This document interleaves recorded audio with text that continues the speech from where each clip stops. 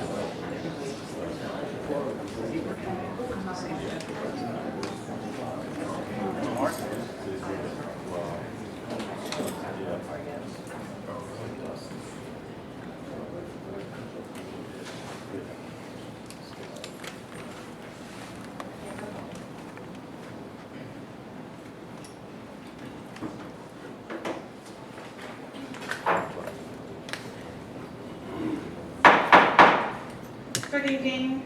This is the Lower Saucon Township Council meeting on May 20th, 2026. It is now 6:38 p.m. Can I have a call of information items from our solicitor? Yes, with regard to the meeting that's being held tonight, it is being recorded, it is being broadcast on YouTube, and there are a resolution as number 75-2022 outlining the status and the process of the public hearings. So everyone here should be aware that you are being recorded. Thank you. Thank you very much. Can I have a roll call, please? Ms. Ray? Here.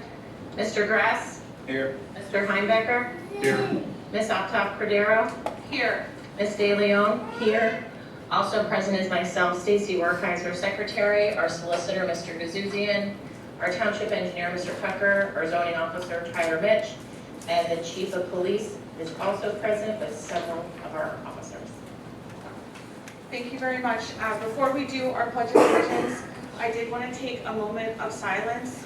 If we could all please recognize our longtime zoning solicitor, Attorney George Heitzman, has passed away. And so he passed away on Monday, May 4th, 2026. George was appointed to the Township Zoning Hearing Board Solicitor on January 6th, 1976, and has served the residents of Lower Saucon for more than 50 years. So I would like to just have a moment of silence to recognize his passing.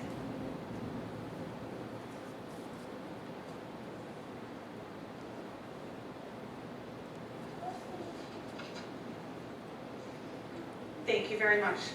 Can everybody please rise for the Pledge of Allegiance? I pledge allegiance to the flag of the United States of America and to the republic for which it stands, one nation, under God, indivisible, with liberty and justice for all.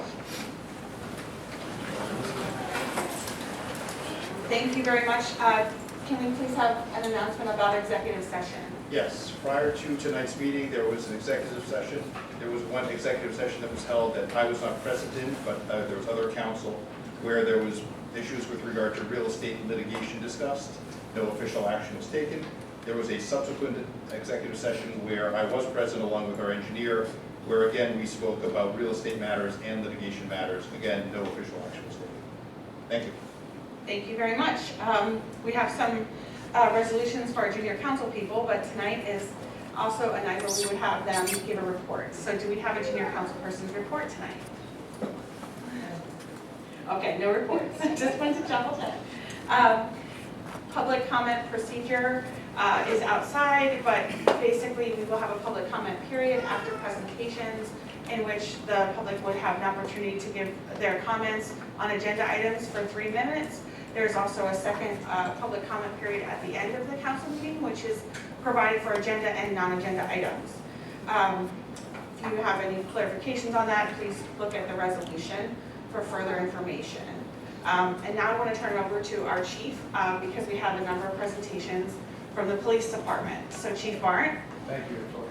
would you like the microphone? I am going to get it. Okay. Oh, you want that?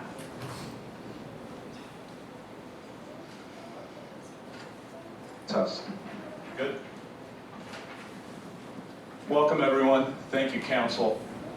I have the honor tonight to introduce Officer Vito Giorgi, who is going to be sworn in as the department's second detective. A little bit about Officer Giorgi. If you can come up here, Vito, please.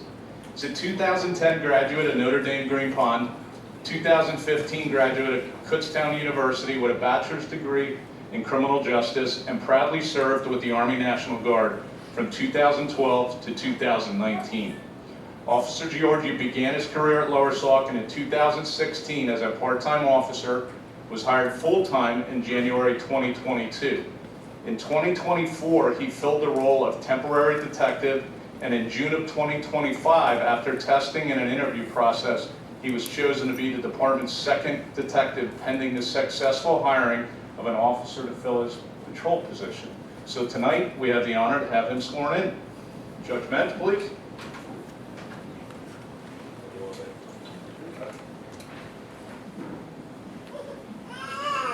I need you to raise your right hand, please, and repeat after me. I, Vito Giorgi, do solemnly swear that I will support, obey, defend, and enforce the Constitution of the United States, the Constitution of the Commonwealth of Pennsylvania, the laws of the Commonwealth of Pennsylvania, and the ordinances of Lower Saucon Township, without consideration to race, color, sex, religious creed, sexual orientation, age, national origin, ancestry, handicap, or disability. And that I shall in no time divulge confidential reports of the department or circulate scandalous information, and I will discharge the duties of detective with fidelity.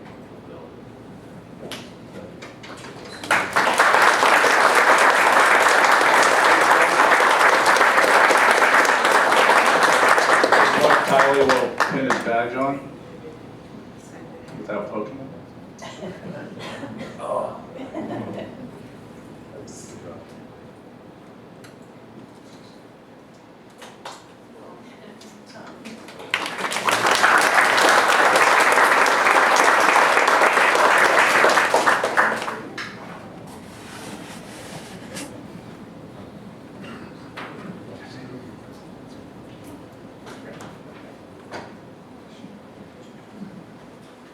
Please join me in congratulating Detective Vito Giorgi as he starts his new venture as detective with the Lower Saucon Police Department.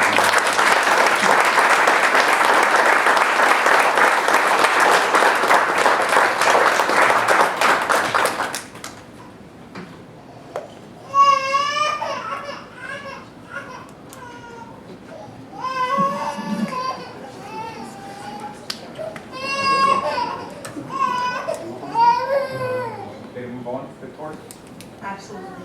We'll move on to the Police Department's 2025 award recognition. In the interest of time, I would ask that everyone hold their applause until the conclusion of the award presentations, because there are several of them, and we'll be clapping away on. The first one, unfortunately, goes to Officer Rob Winters, who is not here tonight, but he would receive one of the awards that are up on the front table here. And a brief description for his award is: in May of 2025, Officer Winters responded to a disabled vehicle. On arrival, a vehicle had stalled and slid down a steep hill in the township, getting hung up on 2 large logs from a previous fallen tree. The driver was still in the vehicle, concerned the emergency brake would not hold due to the steep incline. Officer Winters was able to dig the logs out, remove them from under the vehicle, allowing the driver to continue on his way. Congratulations, Officer Rob Winters. The second one, I would ask Officer Tyler Seeley to come forward.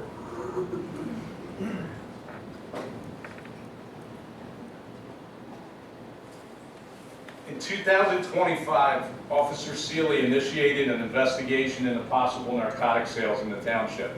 The investigation continued for approximately a 6-month period with assistance from the Northampton County Drug Task Force until a search warrant was executed in October of 2025, resulting in the seizure of a significant quantity of narcotics consisting of methamphetamine, mushrooms, acid, marijuana, ecstasy, and GHB, along with cash. The suspect was subsequently charged with multiple felonies and misdemeanors. Congratulations, Officer Tyler Seeley.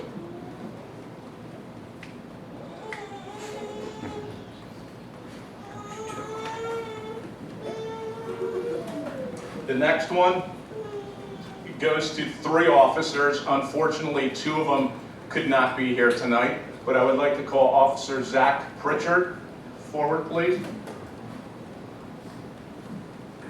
Each of these officers, Sergeant Chuck Werkheiser, Officer Zach Pritchard, and Officer Jarrell Foster, in July of 2025, they responded to a medical call for service, reported to be a maternity.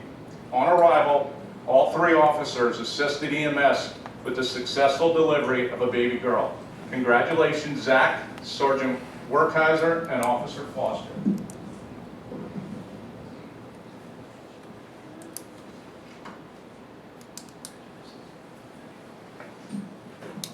Quiet. The next one is a patrol team award. I would ask Officer Tyler Seeley, Canine Officer Steve Cunningham, and Officer John Kirchnavi to please come forward.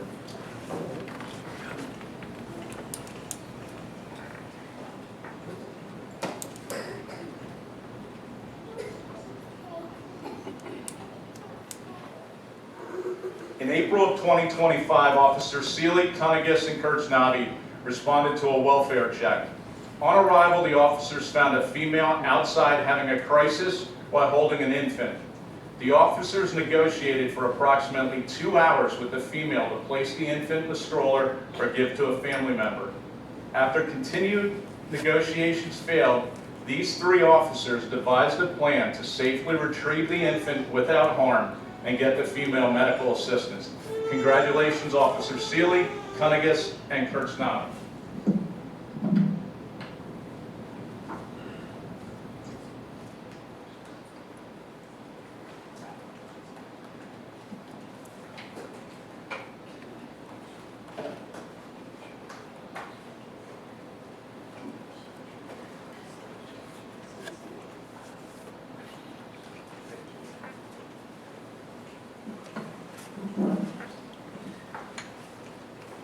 The next one I would call Officer Andrew Weeder forward, please.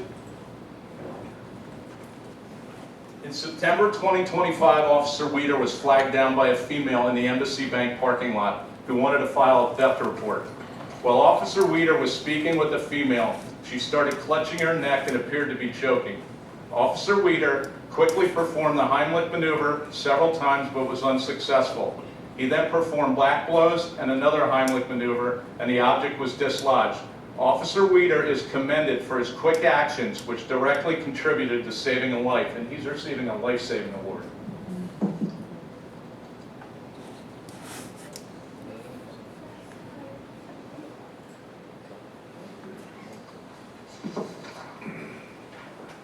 The next award is an outside agency award, which is going to be presented to the Northampton County Drug Task Force. Detective Cassiano, if you come forward, please.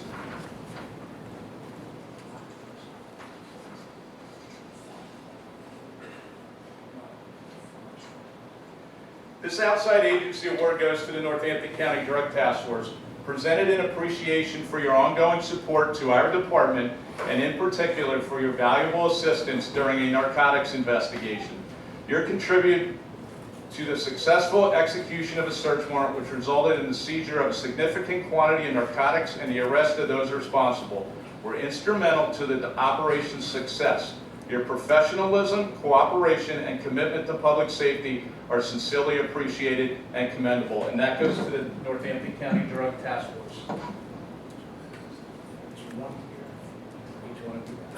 Thank you.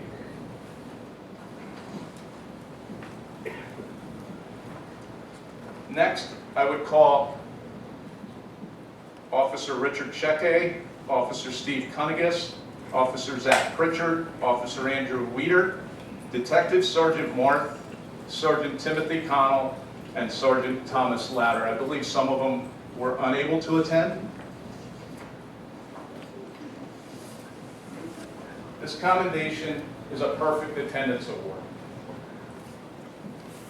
And they all read, in recognition of your perfect attendance for the 2025 work year, your reliability, dedication, and commitment to duty strengthen our department and support the safety of the community we serve.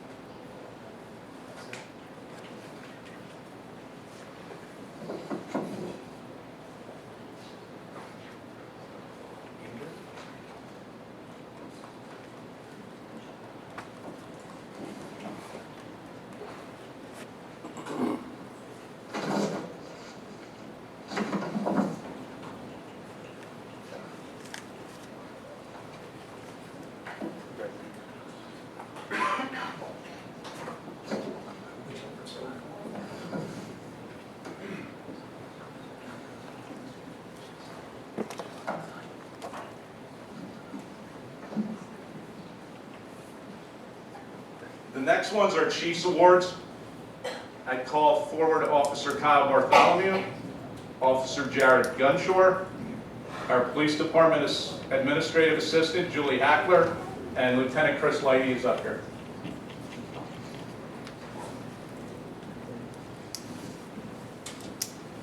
Kyle? This Chiefs Award is presented to Officer Kyle Bartholomew in recognition for your continued commitment to the training and preparedness of our officers and township staff. Your dedication to providing ongoing recertification in CPR, first aid, AED, and tourniquet application ensures the highest standards of readiness and care within our department. In your role as an IMPIMBA instructor, that's the International Police Mountain Bike Association, you further demonstrate your professionalism by annually recertifying the department's bike patrol officers in accordance with policy. This shows your distinct dedication to training and public safety. Thank you, Kyle.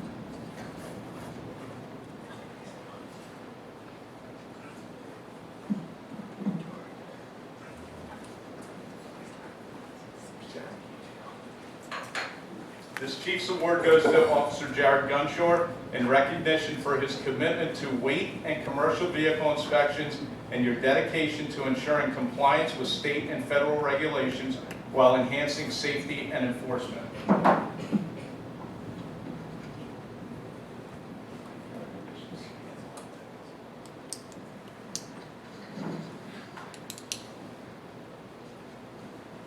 one goes to our administrative assistant, Julie Ackler. She, quite frankly, is the glue that holds everything together.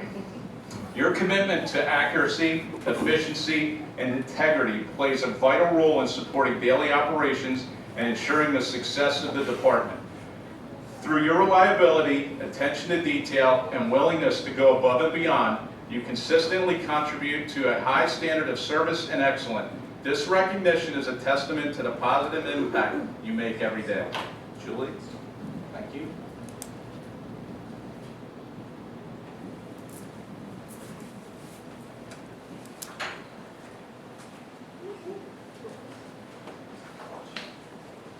This Chief's Award goes to Lieutenant Chris Lighty, presented in appreciation of your ongoing commitment as the department's accreditation manager. Since achieving accreditation in 2013, your dedication and attention to detail have ensured the continued maintenance of this distinguished status. Your ability to uphold these high standards, in addition to your daily administrative responsibilities, reflects exceptional professionalism, diligence, and pride in your work. Your efforts are instrumental in advancing the excellence and integrity of our department.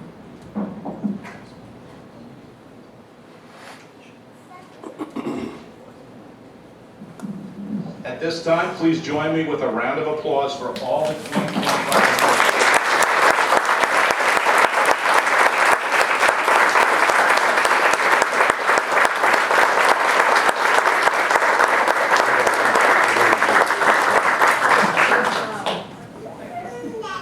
I would like to take a moment and thank Council for your continued ongoing support of the Police Department.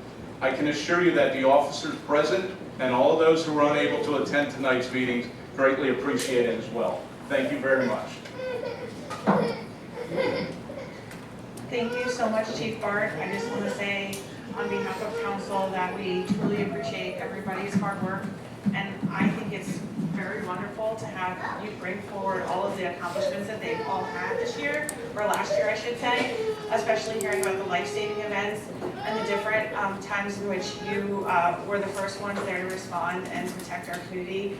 Really means a lot, and to have you come forward at council and hear all those wonderful things just makes me very proud to be your council president. I don't know if any other council members have any words for the officers.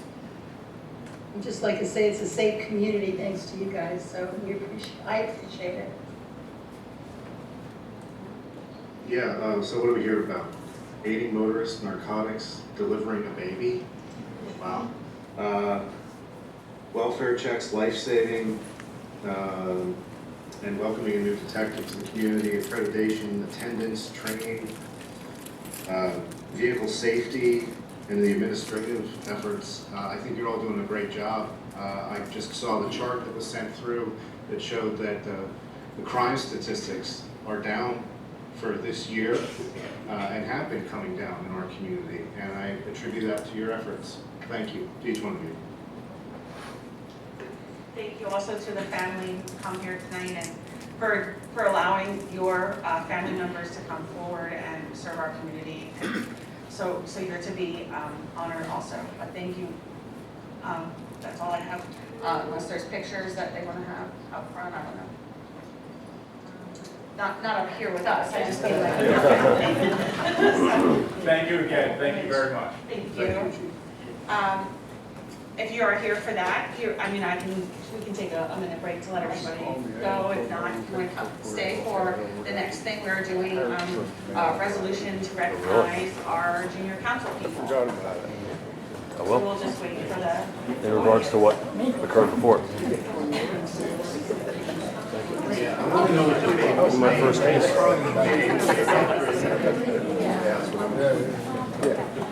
That was the one we tried to do.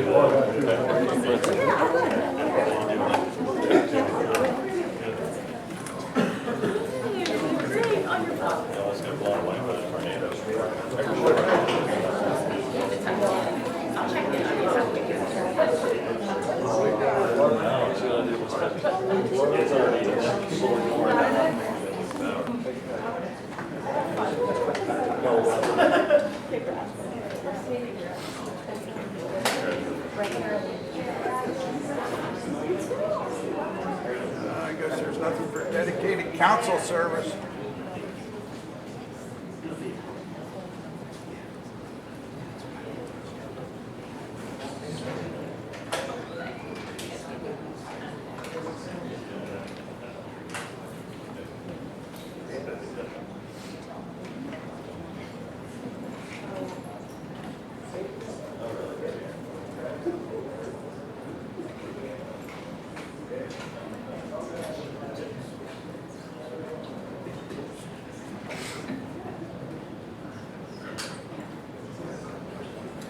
You can just grab the door, the last person that's walking out. I don't know if it's propped open.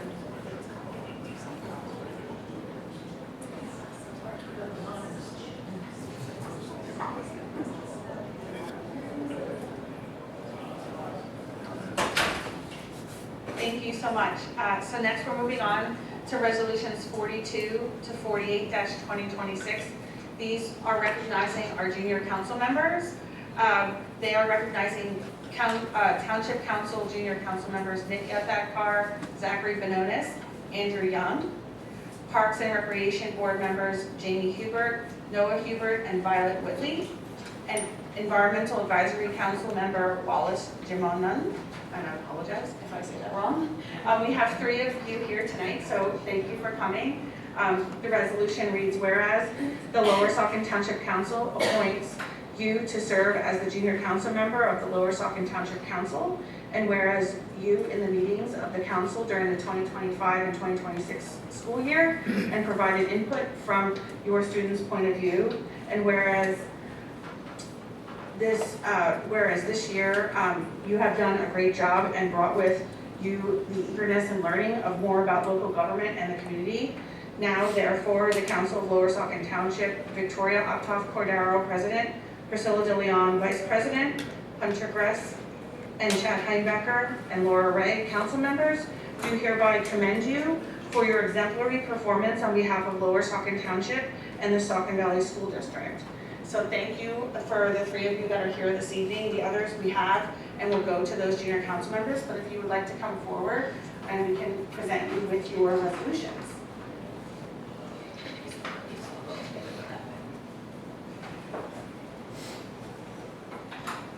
So first I have Nick and this is for you. Thank you very much. You just want to stay here because then we'll get a picture with you guys and council. Jamie, thank you very much for your time. And Noah, I didn't sign Noah. Sorry, I signed somebody else's. You need to have yours signed. Now it's official. No, it's official. Thank you very much. Before we do pictures, does anybody else from council want to say anything about these people? Fine young people. This program was initiated a long time ago. I started it with Borough Council. I just went blank. One of the president of council at the time of Borough Council, and we started this program, and it's been a hit ever since. And I just think that it's so great to look at your resume and see this because everybody else is going to have that usually. You know what I'm saying? So this is really good, and I'm very impressed that you're here and you're taking a role and you're seeing a different form of government this year, last year. And hopefully your future is bright. And, Yeah, I've had the opportunity to meet at least 2 of you on Parks and Rec, and I wish you both the best. I appreciate your service to the community. I think it was great for you to come out and get involved this way, and it's an example to your peers to be involved with civil action for our community. So thank you as well. Thank you. Tony Bronco, President Tony Bronco. Okay. There it is. Just takes a little. That's all. Yes, and I'll thank you all for being on our boards as well. I hope you get something out of it, and hopefully maybe it motivates you in the future to public service in some way. So we need new blood coming in with new ideas. Let us know. We need that. I'd just like to echo thank yous. And as someone who just a few years ago was in high school myself, it was nice to have a junior council person here to feel a little more represented. So I appreciate all you guys do. Thank you. I will now entertain a motion to adopt the resolutions I'll make a motion. 42 through 48. I'll make it. A second. All right, can I have a roll call? I know, and then we'll get the pictures when we're done with that, so they're official. You're officially in the minutes, so you can ask for the minutes and have those also. Ms. Ray? Yes. Mr. Gress? Yes. Ms. Optoff Cordero? Yes. Mr. Heinbecker? Yes. Ms. DeLeon? Yes. Motion passes 5-0. Thank Thank you very much. I'm gonna-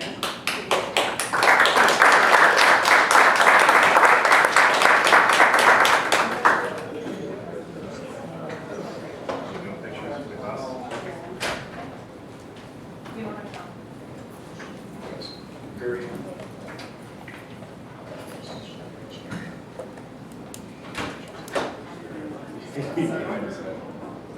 You know I'm standing. That's good, I got you, right? Very nice. All right, okay, all right, great. Chief might be out too. Thank you very much and good luck in your future endeavors. And if you're not graduating, we hope to see you next year. Next, as a presentation, we have the Heller Homestead Park Open Space and Barn Preservation Master Plan. We have Lori Almond of LR Almond LLC. Is she here this evening? Thank you very much. Is it the best? Yes, that would be the best. I think we have a slide deck. Yes. Stacy, do you have you can bring up the slide deck as we go through it.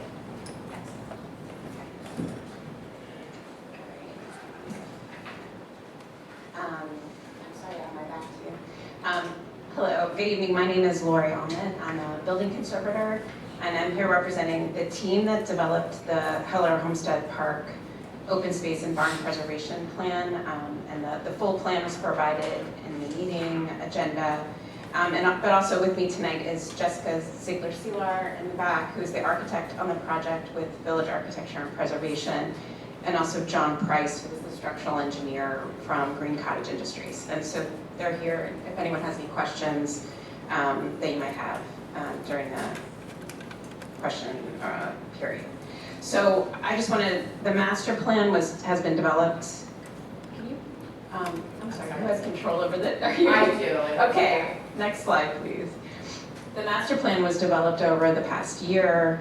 It began with interviews and a site survey to understand the existing conditions, and then we basically started a feedback loop, submitting drafts of the master plan and getting feedback from the committee, from the council, and then leading to this final presentation of the master plan tonight.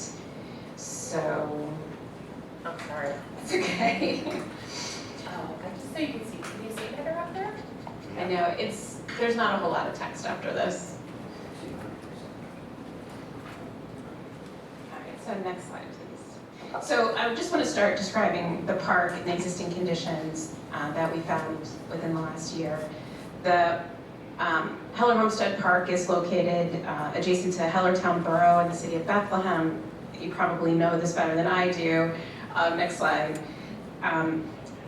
If we zoom in, we see that the park is a stretch of 13.9 acres that run along the west side of Saucon Creek, so the north is to the right.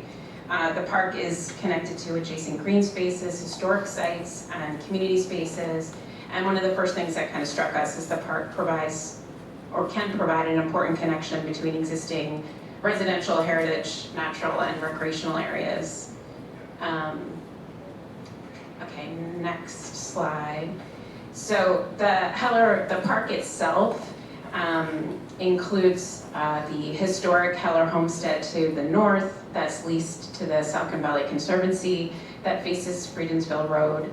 And then in the center sort of bulge section there's a nature trails and a picnic area. And then to the south, that sort of long skinny section next to the creek, there are unimproved wetlands.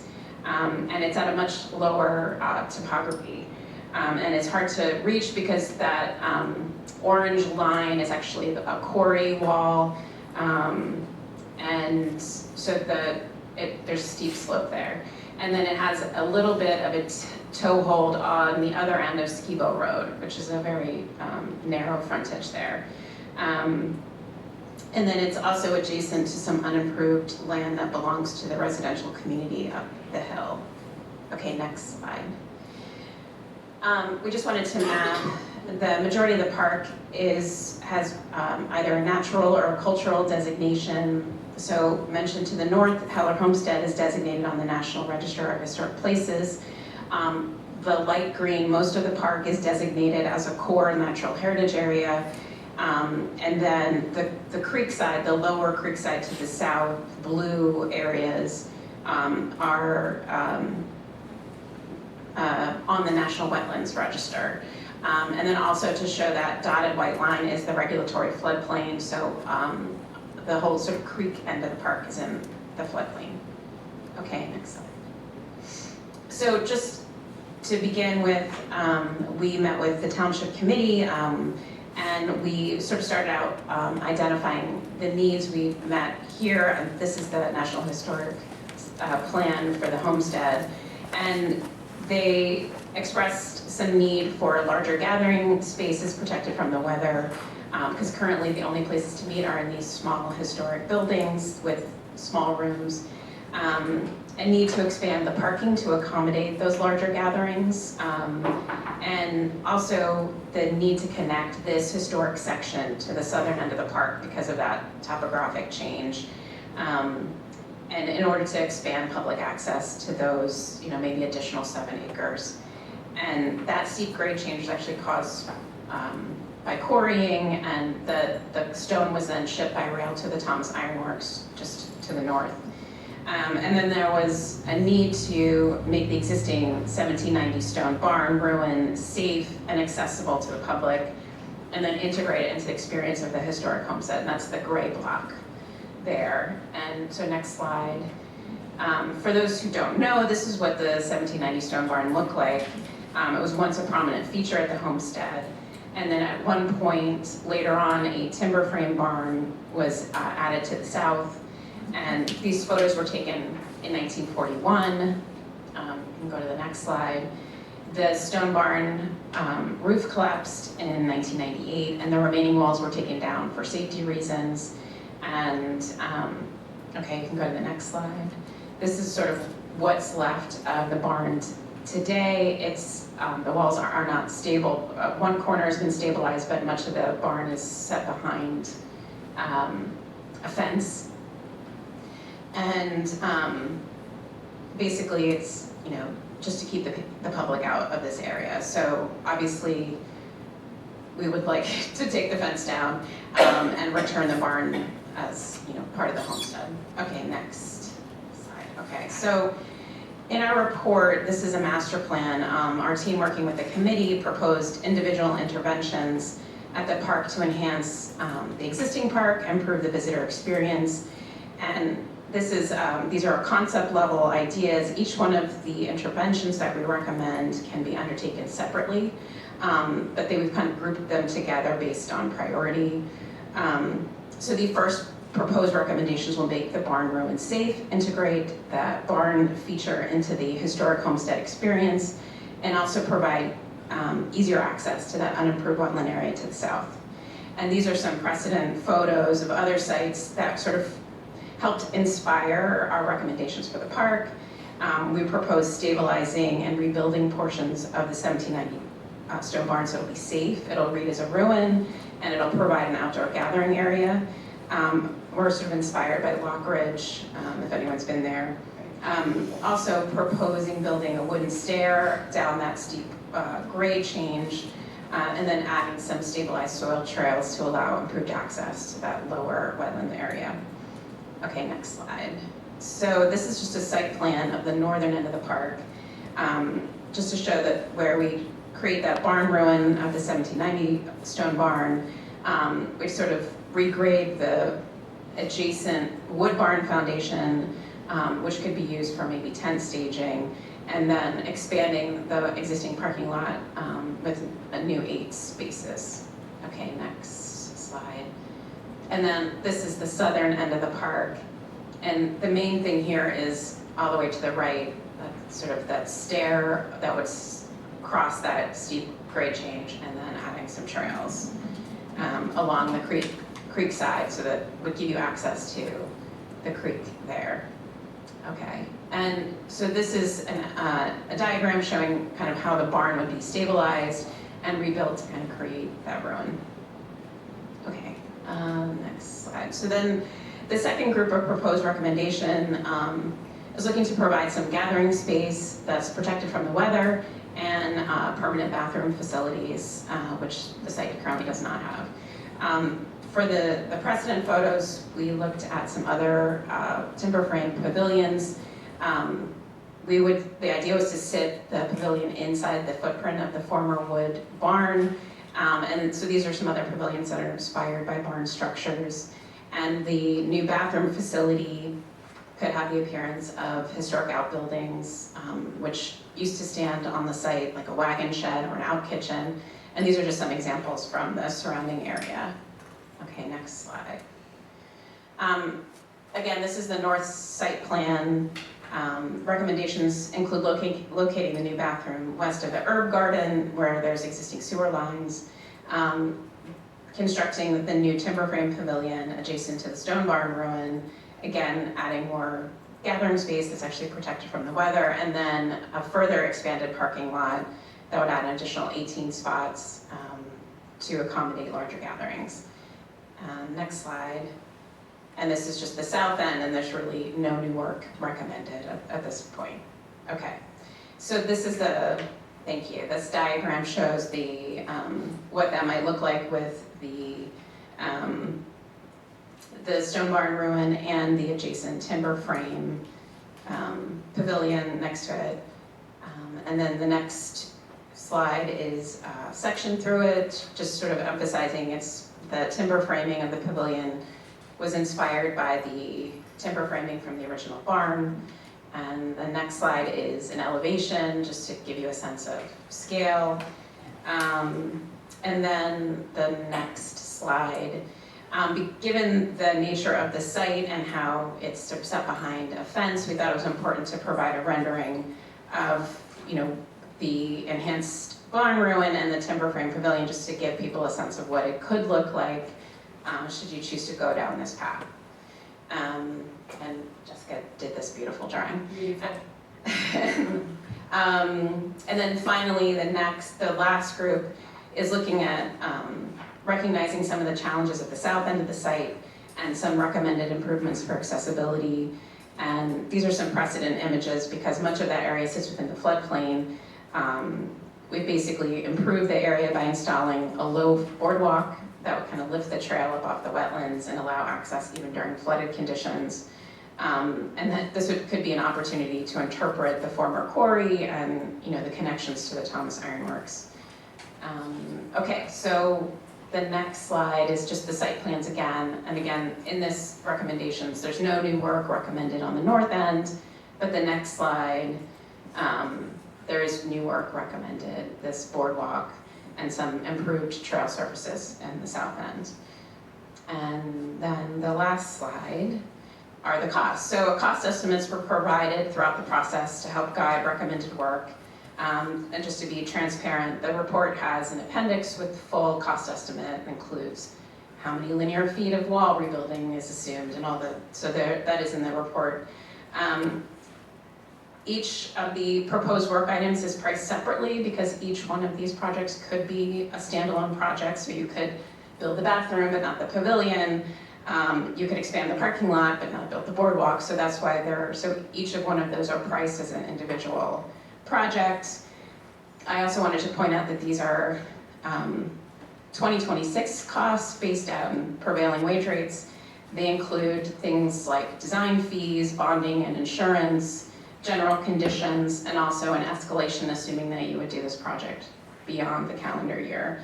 And again, all that information is provided in the appendix so you can see how all these things start to add up. And then lastly, I just wanted to say that the park has recently had some DCNR grant work take place in that center nature area, which was done successfully in 2025. So the park would be a good candidate for future grant funding because they've been shown to be responsible. So a lot of, especially the landscape and site work, would be good candidates for some of that available funding. Thank you very much. Can I just ask to go back to, well, this slide, I guess, with the pictures. And just when you're looking at this, each piece of this can be done separately. It doesn't mean that we can put all those little doorways in at one time. It's all a la carte, that's why she was talking about the cost. And when I was at the PSATS conference in the spring, I talked to DCNR representatives, and they were really interested about grants for this particular project. So there's potential out there, and you know, it doesn't have to be township money, it could be, and I just want to say to everybody that the Saucon Valley Conservancy and Mark Connors here for the Lower Saucon Historical Committee, we're partnering in raising money to do this separately, and holding fundraisers at the homestead, and wine and cheese parties, and doing whatever we can to raise money and see what we can do with these pieces and see what's out there that's appropriate. We have grant writers that are on the historic committee, and more than willing to you know, look for grants. And but we have to have this plan needs to, we can't go out there looking for grants if we don't have an approved plan. That's why I wanted to put this on the agenda, to get council's blessing on the concept. Now, the concept could change as the years go by because of what the grants are out there, but at least we have something to work with. So if we're finding grants and say, oh, we can use that for that, well, okay, we can start working on it. We don't have to wait till a council meeting, and we might miss the boat on the grant timing. So anyway, I'd like to, I know tonight it's only on the agenda for a presentation, but I would really like to direct council to put this on the next agenda and put it up for some kind of an approval of the concept of this plan. That needs to be done. And I have a lot of notes here. Talked about the partnership, the a la carte. We went back to that lock bridge. If you want to go back, Stacy, a couple slides back, where the... It was up further, right? Yeah, it was actually the enhanced version. Yeah, right here. That, I mean, I've always fallen in love with that picture, the first one. And, you know, to me, you know, that's like saving a ruins, and Lockridge Furnace is beautiful. And that could happen at the homestead. You know, we could have that there for parties, for weddings, for, you know, people taking pictures, and we can have it there for movies in the park. It could be yard sales underneath. It could be, you know, there's so many things that it could be, and as an enhancement. Right now, that park is stale. It sits there, and what has happened to it? Nothing. Okay, I don't want to be disrespectful to the DCNR grant that we got last summer, but really, it's not an ongoing thing. It's every now and then we get a trickle, and that park deserves more than a trickle. It was given to us as open space and open space recreation, and it needs to be preserved like our other open space things, and it needs to be utilized and let the people use it, and it's not. So in order for us to get grants, and I was talking to a lot of grant people, you need an approved plan. So I'm asking council to put this on the next agenda, June 17th, and I don't think I need a motion for that. I think it's a direction. Steve, do we need a motion for that, or? So I appreciate it if it's put on the agenda, because like I said, you're stalling us from doing grant work by not having this approved.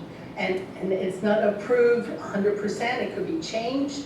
We could come with an application, you'll say, oh, I don't want to do that piece. Well, okay, let's talk about it then. But at least we're moving. Right now, the project is stalled. And it's a month stalled, and it shouldn't have been a month stalled. I just want to say thank you, first and foremost, to you and your team for working over the past year with our township staff and with the committee. I know Priscilla was on the committee with Laura, and members of our historic committee, and interested citizens with the Heller Homestead and all of that. And I know a lot of work went into this project, and the rendering is beautiful. I think that the ideas are beautiful. I personally would like to see have a better understanding of the grants that may be available and the timelines that they entail, and what type of commitments they expect from the township if we were to move forward with them.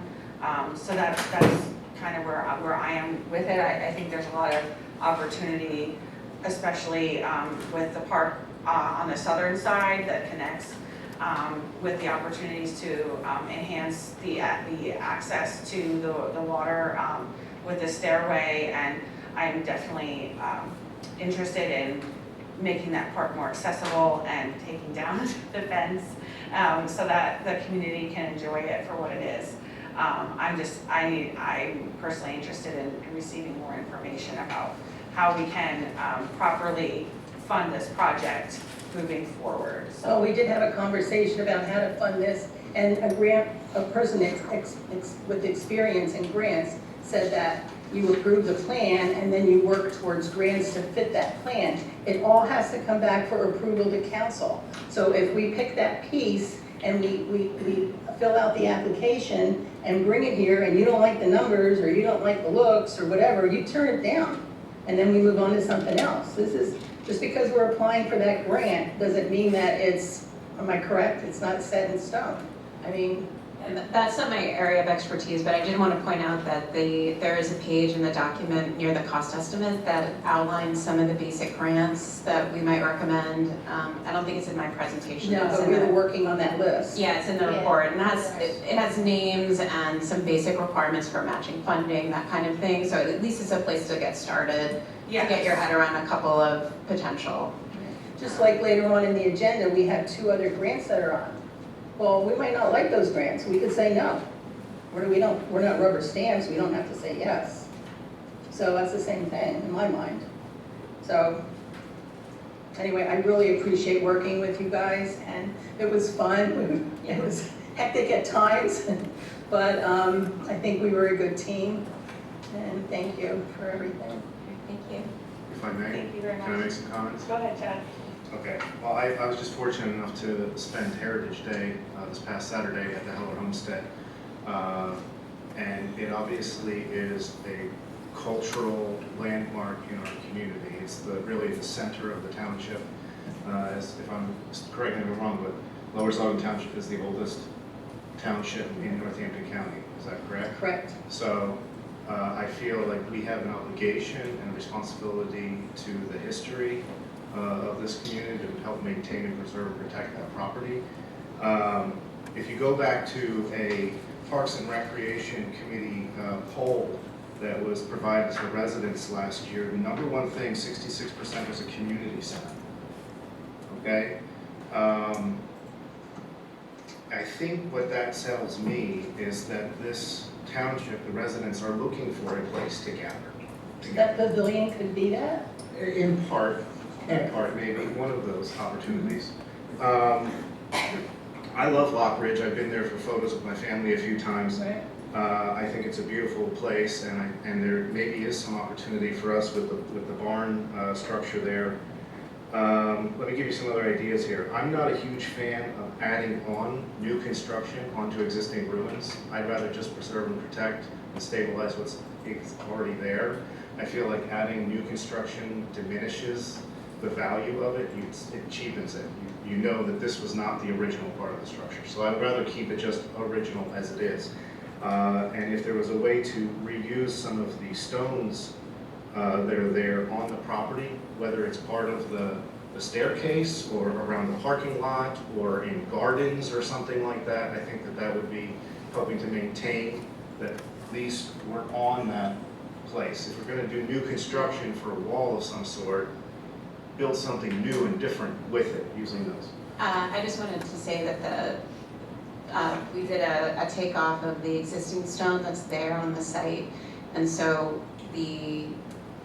based on that assessment, all of the stonework that's proposed in this plan would be covered by the existing stone in the stone barn ruin and the foundations for the timber pavilion, should you want to choose that route. So those Okay. stones would all be reused on that site. Thank you. So, yeah, that said, then, parking is an issue at this location. We really want to use it. We have to increase the amount of space that we have for people to pull in there. Just the shuttle to take people back and forth to the grist mill for Heritage Day, they had to pull in and do a K-turn to even get around in that parking lot. So if we could get to the expanded parking lot where it's actually a loop through around there, I think that would increase the accessibility for that. I'm a big fan of a trailhead that connects out to Skibo road. The communities and developments on the other side over there would gain access to that resource. I also think it might be beneficial, we could look at this to have a bypass or an adjunct to the bike trail, for the rail trail.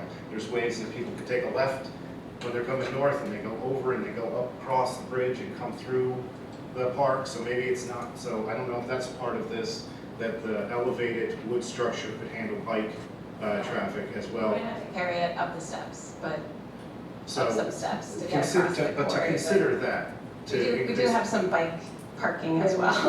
Okay. But I think it's a great idea. And to make sure that it's ADA compliant then as well, because we want to give access to all of our community members who have mobility issues. As far as the pavilion goes, I do think it might be a neat idea to investigate it. Maybe we need to look at using a tent first before we do a hard structure, Was a discussion. right? To make sure that it actually has some functional and people want to go there. But if we do go down that route, I think it would be kind of neat to recreate the barn roof. As if we take, like, the roof blew off and fell over next to it and that's now the pavilion, I think that might be a neat approach on how to do this. And again, you know, the restaurant that's across the river there, the PA house, right? And the location where it is, I think it's an opportunity to have pedestrian traffic as a recreational center, perhaps a gathering space, whether it's weddings, events, photos, things like that. I think there's a lot of opportunity here for our community. So I'm just not sure about the detail of everything. But I appreciate your work on putting this together for us. Thank you. So I'll make my comment. I don't have questions for you, Lori, but we put a lot of time into this, and of course my note doesn't show up with my comments I wanted to make tonight, but I do want to say the way we tried to lay this out eventually here was to make it like a menu, is how I kept picturing it. So we have main courses, we have side dishes, we have appetizers, you know, so it's going to be a pick and choose plan based on when we have grants available, how we piece this together. But we would, you know, it's underutilized space and there's so many things that we could do with it. So that's why I think it took us so long, because we really went around on a lot of ideas and I think we came up with some good options. And I do want to say, if anyone hasn't been down to that southern end of the park, there's an area, it's natural on the east side of the creek, and you're in that unimproved area, and it's beautiful. You wouldn't believe that you were right next to Hellertown. And you can't see the soccer fields. It's really, really beautiful down there. Yeah, I walked through there. Yeah, I walked through there. It's nice. There's a little bridge, right? That's at the back of the soccer field. Like when you go into Brisk Mill, there's a tiny little walking bridge. On the east side. That bridge used to cross. It's on the west side of the soccer fields. There's a tiny little wooden bridge. And I'm not sure, was that the Eagle Scout? Talking about the metal. There's not the metal one that's got the flags on it. That's not the one I'm talking about. If you go into the soccer fields and take a left towards the west, there's a tiny little wooden, and then there's a little walking trail on the other side of that. And I'm not sure if there would be any way to tie it in, but that's just brainstorming. Years ago, there was talk, Chad, that when they took that metal bridge, because I used to be the bridge over Skibo, and this historical society purchased it or whatever, got it on their site. Years ago, we were talking about putting that across the creek, but use it as a pedestrian bridge to link the Heller Homestead with the grist mill. Yeah. But then people change and it just kind of fell. Well, that's what I was trying to say. If we Well, can connect that, that was the like- rail trail goes right there. Well, the rail trail wasn't in then. We had no idea about the rail trail then. Sure. This is going back. I'm talking today then. Okay. So if there's an opportunity to connect that there, then I think that we could bring people in from the south side. I know. I don't know. Thank you. Unless Hunter, you have any other comments? No, I mean, it's a good report. There's definitely some things in there I like, some things I don't like as much, and a lot of big scary numbers attached to all those things. So definitely a lot of things to think about and consider. Thank you very much. Thank you very much. Now we will move on to public comment agenda items. So if there are any members of the public that would like to speak, now is your time. Please come forward to the podium. Can somebody grab the light also? There we go.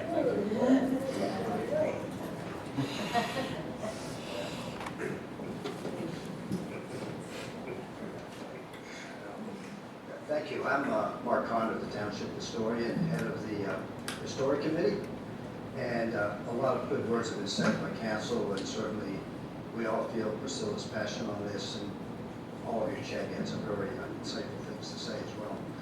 I just wanted to say, I think for council, let's reflect upon something for just a moment. This was Michael Heller's farm, and this is our 250th year as a country. And he was the first person to organize supplies to go to Valley Forge in the winter of 1777 and 1778. And he certainly organized that on that farm. And perhaps that barn was built maybe 5 years later. It was certainly probably all pulled together very close to that barn or on that footprint. And when we think about that and the importance to our nation, Valley Forge, are we doing it justice by having a rubble wall behind a galvanized fence? And not looking for an answer. I think we all know the answer. So I would really strongly encourage the council to approve a roadmap. It's not approving money, but approve a roadmap. I do have experience with grants. I've done 5 historic preservation grants. I've been successful on 3, and I'm waiting on 1. And they all involve stabilizing a ruin. And in each and every case, it required owner approval. We are the owners, so I think you need to approve something before they can really go even apply for a grant. Obviously, you'll have to approve it then when they get the grant. There will also be a need to have matching funds in most cases. Those matching funds, your discretion, of course, it could come from township funds, but it will often come from private funds. But private people who are going to give money will want to know that it has the support of the owner. So I just leave you with those comments. Again, I appreciate the work that Lori and her team has done. I appreciate all the reflection that the council has given, and I know you're going to give it really good consideration, but I just want to leave you with those thoughts. And thank you. Thank you. Well said. There, thank you for your comment. Next person, anybody else for public comment, agenda items?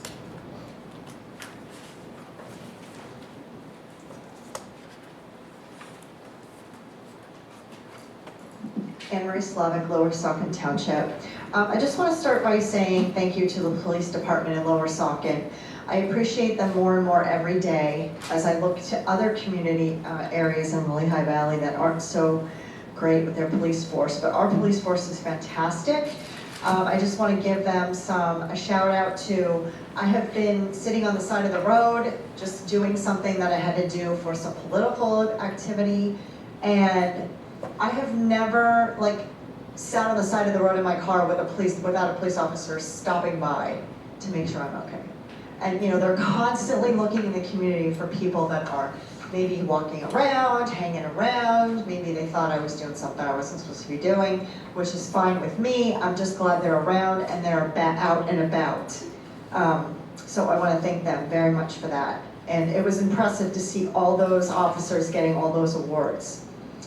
I also just want to say, in reference to what we're talking about right now for this idea of the Heller Homestead Park and nature area, I'm really appreciative of history. I love history, and I would like to say that I think it sounds like a good idea to separate your plans so that maybe one thing can be done, or you can be doing it in phases, or we're not spending all this money at one time. It's very, very financially savvy to do that. I also would say maybe getting the communities involved north of that project, they're all living there. They might appreciate that nature preserve there. The people that are living in Society Hill and then the other area on the other side of Skibbo, maybe they would like to contribute in fundraising and help with that, since they'll be participating probably in using the property.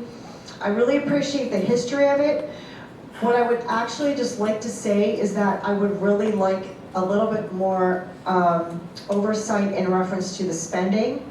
because I think that to spend that kind of money, what, $1.6 million on a nature preserve, and expecting the taxpayers of Lower Saucon to fund that, even a large portion of it, if you can get some of it in grants, would be great, but also just keep in mind that grant money does come from taxpayer dollars. Always remember that the government is not printing money, and they're not just giving it out. So we want to use it wisely. At a time when this council is trying to shut down one of our biggest taxpayer sources of revenue, the landfill, the Bethlehem landfill, which according to the landfill committee meeting, the last one that I watched on YouTube, the DEP representative was here and I listened to him, and he did want to reiterate that some of the things that council is bringing up and concerned about, that they are taking care of it, that the DEP is covering what they need to cover with the landfill and the, Can you just wrap it up, please? yeah. So the northern realignment, one of the things the DEP representative said, that there is no issue that he sees with the D&L trail and the northern realignment. I just asking council if they could please consider trying to keep the landfill open, because at the time when you want to spend $1.6 million on a nature preserve, you want to close our biggest revenue source. So please keep that in mind. Thanks. Thanks for your comment. Anybody else for public comment on agenda items? Okay, I'm gonna move on to hearings. Steve, I'm gonna turn this over to you we have 2 hearings this evening. Yes. The first one is listed as number 4A, which should be on the record at this point. We have a court stenographer who's taking down notes. This is with regard to the ordinance number 2026-02, the data center ordinance. There's a link in your packet. This has been properly advertised. It was brought before the planning commission. It was duly noted through the process, and now we're ready to consider adopting. The first step would be to open the hearing. We need a motion to do that. So moved. I'll second. And Stacy has walked out because she has so many responsibilities today, so I will do the roll call. And before I do that, Priscilla was the one who made the motion, correct? Yes. And who seconded? I did. Victoria. Thank you. And if we could be ready for a roll call? Sure. Just to open the hearing? We open the hearing, yes. Okay. Priscilla made the motion, Victoria seconded. Okay. Ms. Ray? Yes. Mr. Grass? Yes. Ms. Aptosh Cordero? Yes. Mr. Heimecker? Yes. Ms. De Leon? Yes. Motion passes 5-0. Consistent with our procedure then, we would open it up for public comment with regard to the actual ordinance itself. Is there anyone here from the public who would like to make any comments on the ordinance? Seeing none, I'd like to note also for the record that there is a sign-up sheet for this ordinance and it is blank. It has not been filled in, so no one has indicated they want to speak. Oh, I'm sorry, sir. It's okay. I'm sorry, sir, would you mind, could you identify yourself, please? My name is Canon McManley. I live in Lower Saucon. And for the benefit of the court reporter who is very talented, could you spell your last name? McManley.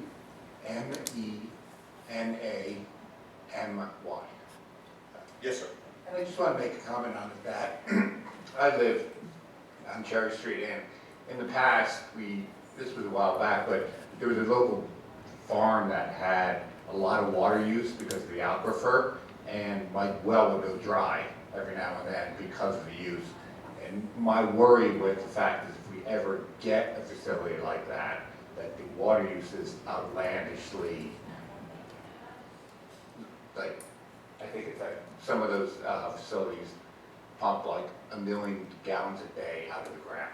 And it's really concerning that if the local community can't get clean drinking water, that there is no community. But, Thank you. just, okay, thank you.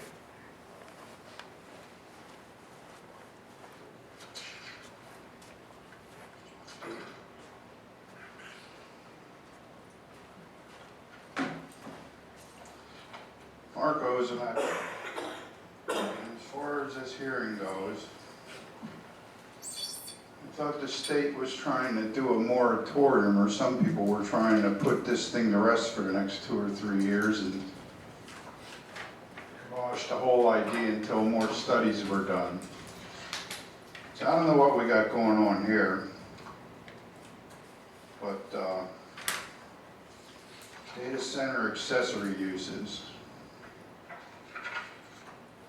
Does anybody know what's in them? Anybody know what's going in them? Is it all flat cameras? Is it all police information? Is it all government information? Is it private personnel information? Or private citizens, I mean? Nobody has a clue. Nobody says nothing. Ever, anywhere. Facebook, it's all over the place. People fighting them left and right. And they should. Because here's my question to you. Because I got a story in the back of my mind about just wanting one and where it's going to go. But anyway, should my well dry up? Is the township going to buy my water? Is the township going to take care of the rest of my neighbors when things happen?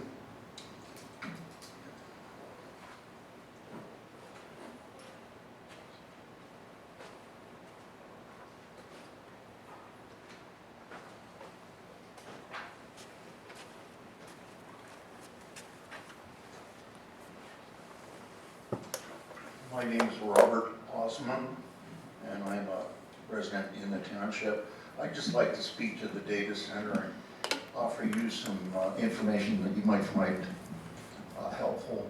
6 years ago, I was able to obtain online kilowatt hour rates for residential use of about 6.05 cents per kilowatt hour. Today, it's difficult to get it under 15 cents, and as of June 1st, the rate will go up. Now, the whole Southwest is going to have a problem generating electricity because of their movement towards green energy. They did not build very many nukes.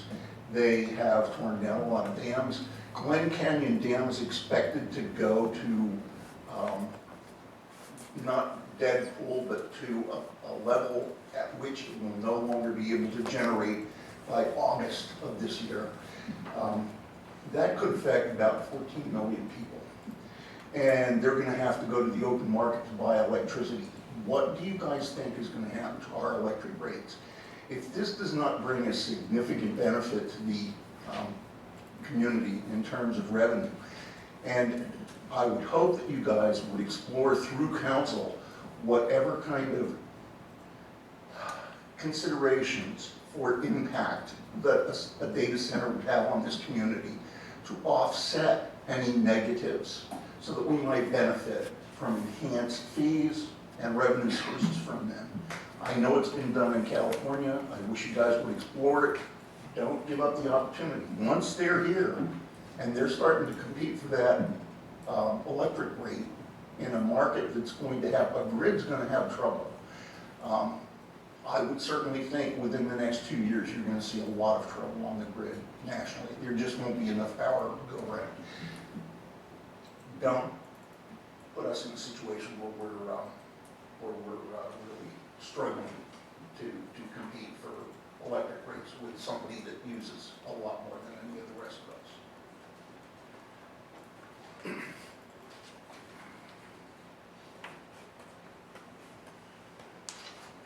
Anne Marie Slavic, Lower Saucon Township. These are just some thoughts. I'm not 100% against data centers, and I'm not 100% for them. What I would like to see is the developers in our area, and that includes the Planning Commission, Lehigh Valley Economic Development Corp., and our local officials look for other alternatives. That is, if you're going to build a data center, look for buildings that are not being used.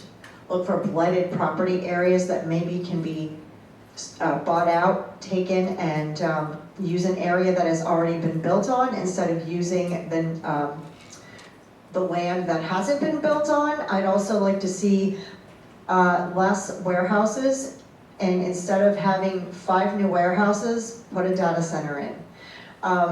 Other alternatives, and I know that I have actually spoken with some of the people that I know in Harrisburg, State legislators are doing tours of these data centers all around the country. They're doing research on them, they're asking questions, they're actually going to data centers. There's actually one down in the Philadelphia suburbs where they utilized an old building that was sold by a big pharmaceutical company. I think it's down off of 29 or there's an area down there, I forget the name of it. It used to be a pharmaceutical company, so they have a lot of security there. They had a big fence and a security gate, so they utilized that for a data center. I also know of the Amazon warehouse up in Luzerne County that actually uses gets all their power from the power plant in Berwick. So there are other alternatives that we could look to do instead of just assuming that they're gonna take all of our energy and assuming they're going to take all of our water, because the people that I know that have toured these places have said that they don't take the water, they don't keep taking water, they take water and they recycle the same water and it goes in the building and out of the building. So in other words, they're only using a certain amount of water and they're reusing it. So there are things that we could do our own research on. We could call our local officials in Harrisburg, we could call our state reps and our state senators, and we could find out what they know and not make assumptions. Thanks.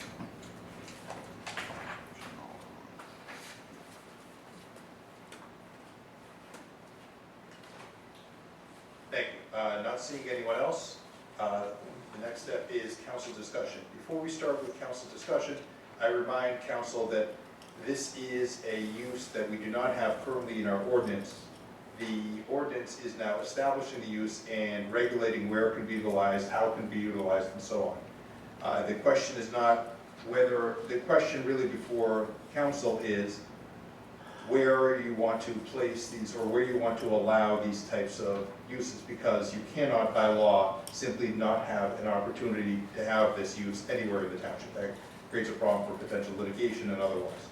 So we are essentially ahead of the curve when it comes to this, and it's prospectively regulating the use rather than either not doing anything, which will be catastrophic, or you can't completely say you cannot have them in our township because it's not permitted to do that. So just so you understand what we're doing and why. I know we've had this discussion before, but I don't want to be in a position where it's less than clear today. So with that, does anyone have anything they'd like to discuss before we move on to the motion to adopt, or to at least consider the motion to adopt? I want to just say thank you to the staff for bringing this forward quickly.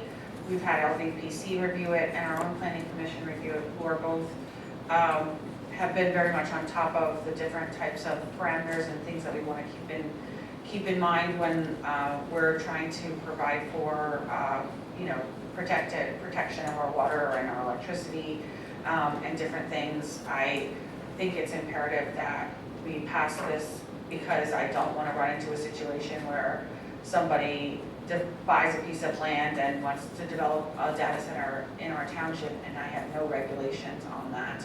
And I cannot restrict it because we don't currently provide for that use. By law, we have to, so that's all. Is there anyone else? I'll say that, again, to help address some of the residents' concerns, there's entire sections in here on water and sewer connections, which limit the amount that the structure is allowed to take out of the ground, what their impact is going to be, the studies that are required, the calculations and limits, the monitoring wells, testing, water levels, locations, geologic data, and rates, the amount of discharge. I feel like those concerns are addressed in this document, that we're not going to be draining wells. And as far as I understand it from my involvement with other organizations, with the Lehigh Valley and the environmental committees, many of these facilities are switching over to self-contained coolant mechanisms, glycine, I think, and so they're pulling less water out of the ground to begin with as it is. I'm not sure what we can do about electricity rates, what power we have as a township over the utilities, but I know that there is impact assessment studies on energy use under Section H in here that need to be complied with. And again, I second what Victoria is saying here about that we need to get this approved, and I support this because without this ordinance in place, a data center could come in and theoretically buy up residential property at this point and put it anywhere in the township. And what this does is it explicitly limits data centers only to be permitted by conditional use only, which would require additional council oversight in light manufacturing zoning districts, which again is overall for that near the landfill and the Applewater Road area. And with our progress that we're trying to work on a hybrid zone within the Easton Road, it would also prevent and limit that from that area as well for the residents that are part of that community there. So I support this, and I look forward to passing this ordinance tonight. I want to make a couple comments too. So just to address the idea of the state doing a moratorium, that has been talked about, but you know, the state doesn't work very quickly. So we can get our ordinance in and passed, and that gives us some protection as to where a data center could possibly go and give us control and put conditions on how it functions. So without the ordinance, we have no protection at all. So we do read up on this, and I've been to a number of sessions about this topic, and there are areas in the Lehigh Valley that are being caught off guard. They don't have an ordinance in place, so they're kind of at the mercy of the companies coming in. So we want to get ahead of that and have our ordinance. So it's not that we're encouraging or desiring data centers to come, but if they do, we have rules in place to help protect our residents and our environment. That's it. I mean, to me, it's pretty straightforward. We have an ordinance here that limits where these things can be built. It's no different than a zoning ordinance that limits where you can have a gas station. It's just our threats or concerns with a data center may be more so than that of a gas station. I worry about a fuel tank leaking with a gas station. Data center, you worry about water use, electricity use, and the ordinance here goes over all that and provides protection for residents while still allowing that business to theoretically exist in the township here. So I think it's a smart move to adopt this and provide protection for all parties involved. Right, and I'd like to say that I'm not in favor of these data centers. I'm not in favor of a lot of things, but as an elected official, I have to make decisions. And this is a decision that we have to, as a board, make and protect our residents. And like I think Laura said, that there's areas in the Lehigh Valley that haven't passed these ordinances. And so the residents are at risk because they could be put anywhere. So by us passing this and supporting it, the staff did a great job on identifying possibilities, or whatever, copying from other places that passed them, and so I'm in favor of it, and that's it. Very well. This would be the appropriate time if there was somebody who would be willing to make a motion to adopt the ordinance. I'll make that motion. I'll second. Ready for a roll call? Ms. Alta-Cordero? Yes. Mr. Heimbach? Yes. Ms. De Leon? Yes. Ms. Ray? Yes. Mr. Gress? Yes. Motion passes 5-0. And then this is the appropriate time for a motion to close the hearing. I will make that motion. Second?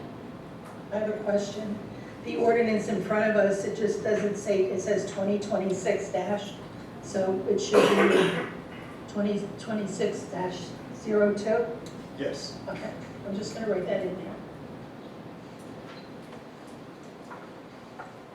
I think we're ready for a roll call for the motion to close the hearing. Yeah, I know it's there, but it's not there. I'm gonna keep this. Mr. Heimbach? Yes. Ms. De Leon? Yes. Ms. Ray? Yes. Mr. Gress? Yes. Ms. Alta-Cordero? Yes. Motion passes 5-0. Okay, thank you. With that, we are closing, that hearing is closed. Now we're ready to go to the next one, which is item 4B on the list, the discussion and possible adoption of ordinance 2026-03, striking Appendix A from the zoning ordinance. As you may recall, this has been before both council and the planning commission. Appendix A is an appendix of the zoning ordinance that has essentially been outdated, not kept up to date. This is simply striking it, which will make it simpler and relieve administrative staff from a burden that has been difficult to keep up with. With that, would anybody like to make a motion to open the hearing? I'll make the motion to open the hearing. I'll second it. Whatever you're ready, Stacey. Ms. De Leon? Yes. Ms. Ray? Yes. Mr. Gress? Yes. Ms. Atok Cordero? Yes. Mr. Heimbecker? Yes. Motion passes 5-0. With regard to public comment, is there anyone in the public who would like to comment on this ordinance? Seeing no one, I'd also note for the record that there's a sign-up sheet and no one has signed in. Is there any council discussion? I don't have anything. No. Is there a motion to adopt the ordinance? Aye. Motion. I'm sorry, was there a second? Did I miss it? I'll second. Wait, who made the motion? Hunter. I did. Let's start again. Is there a motion to adopt the ordinance? I'll make the motion. That was Chad. And then is there a second? I will second it. Thank you. Ms. Ray? Yes. Mr. Gress? Yes. Ms. Atok Cordero? Yes. Mr. Heimbecker? Yes. Ms. De Leon? Yes. Motion passes 5-0. And is there a motion to close the hearing? I'll move to close the hearing. Priscilla? I'll second. Mr. Gress? Yes. Ms. Atok Cordero? Yes. Mr. Heimbecker? Yes. Ms. De Leon? Yes. Ms. Ray? Yes. Motion passes 5-0. Thank you. So before we move on to developers' items, just to be clear, we have our co-reporter, our person Arthur, who is taking down the record, and she's going to, at her leisure, is ready to leave whenever she wants. She doesn't have to stay for the rest of the meeting, but she's more than welcome. Moving on to developer items, we have the Rosengrant preliminary final land development, 0125-3667 on Route 378. Is there anybody here?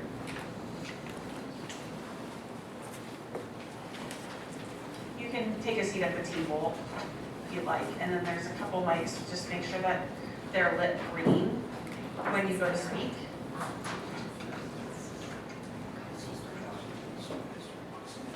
Thank you.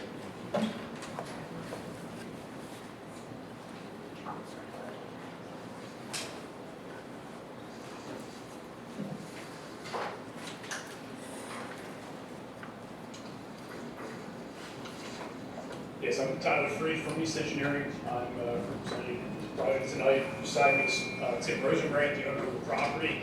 As some of you may recall, we were before you guys with the conditional use for this project. This is for the auto body repair shop along Route 378. This project's gone through numerous reviews. We've been before the planning commission, and at this point, we're looking for final plan approval from council tonight. So we have the draft resolution in front of us. Mr. Rosengrant had just signed a copy and given that to your solicitor. We're in agreement with all the conditions. So we're, if you guys have any questions, we're here to answer them. But like I said, we're seeking final plan. So for clarity purposes, just so we're clear as to what took place, Hanover Engineering had prepared a draft motion for Rosengrant preliminary/final development site plan. There's a series of recommendations. The developer has signed it. Mr. Rosengrant handed it to me just now. So they are willing to comply with all of the recommendations and comments set forth by Hanover Engineering.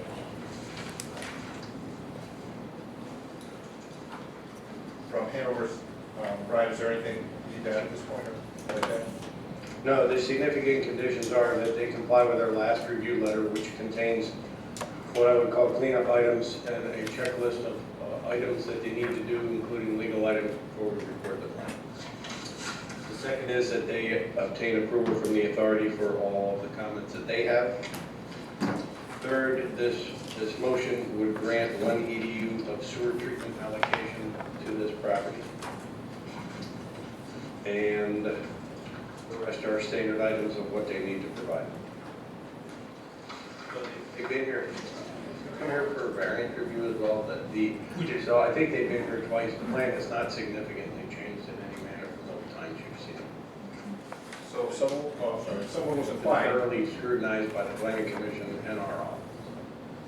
If there's no specific questions, or if there's, and there can be afterwards too, but if somebody is willing to make a motion to grant the preliminary / final plan development site plan approval in accordance with the Hanover Engineering motion, which has been signed as of May 14, 2026.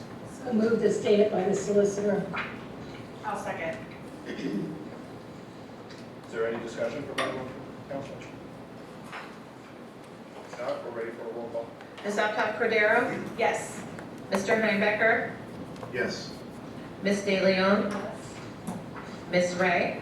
Yes. Mr. Gress? Yes. Motion passes 5-0. Thank you, and we look forward to your development. Thank you. Thank you. Good luck to you. Moving on to township business items. First, we have the Pennsylvania Department of Environmental Protection Assessment on the Meadows Road pump station. The township engineer is going to discuss the requirements that the DEP has sent to the township. So I believe it was sometime last fall, as the Meadows Road pump station was under construction, council asked that we look at bringing up to date the service area map for the Meadows Road pump station, which was established by sewer planning in the late 90s. So we did that. We put a report together and we went to DEP to inquire on the approval process that council would need to go through to approve a revision just to the service area map. And DEP laid out a rather onerous process of what you would need to go through to do that. It would be a long process, it'd be a complicated study, and I would like council to consider one of two directions. Either one, you can go down that route and we can do that study and you can change the service area map. Or two, we leave the service area map the way it is today, knowing that it's not significantly different, but it would require, if developers want to connect to the pump station, they'd have to do their own study. The existing areas of the township that could be served by this, by that I mean existing homes and businesses. If council at some point in time believes that they should connect to an extension of public sewer from the Meadows Road pump station, you can study it then. So those are your two options. Either continue ahead with the study required by DEP or say, we're going to leave the existing Act 537 plan for the Meadows Road pump station in place.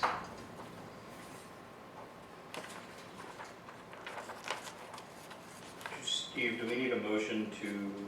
Well, if you're going to take the second option where you're essentially going to leave it in place, technically you don't really need a motion because you're not doing anything. That being said, it appears on a public meeting, you've had a report, and if you want the record to reflect, so there's clarity down the line, it would make sense to make a motion to just keep essentially the plan as is and to take no further action. So if someone was inclined, they would make a motion to direct the engineer to take no further action with regard to the 529, or the Pennsylvania DEP assessment on Meadows Road pump station at this time. Did I state that accurately? Right? That's fine. I would like to make that motion. I'll second it. Any further discussion? Just to clarify again, you said any new development, that developer would be responsible for the cost of any study. To serve their development. To serve their development, not the township. Correct. You can do a roll call whenever you're ready. Mr. Heimbach, Yes. Ms. De Leon, Yes. Ms. Ray, Yes.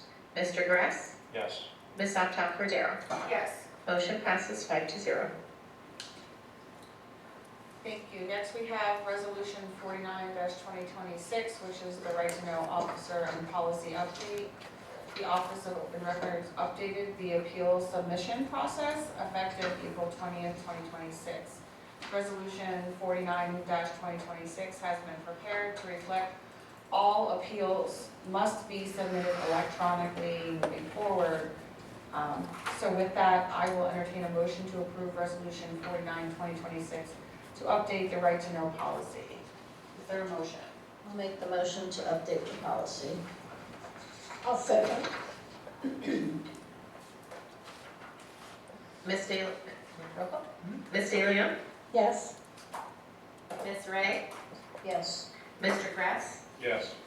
Ms. Uptown Cordero, Yes. Mr. Heimbach. Yes. Motion passes 5-0. Next, I have Resolution You just voted 50. no.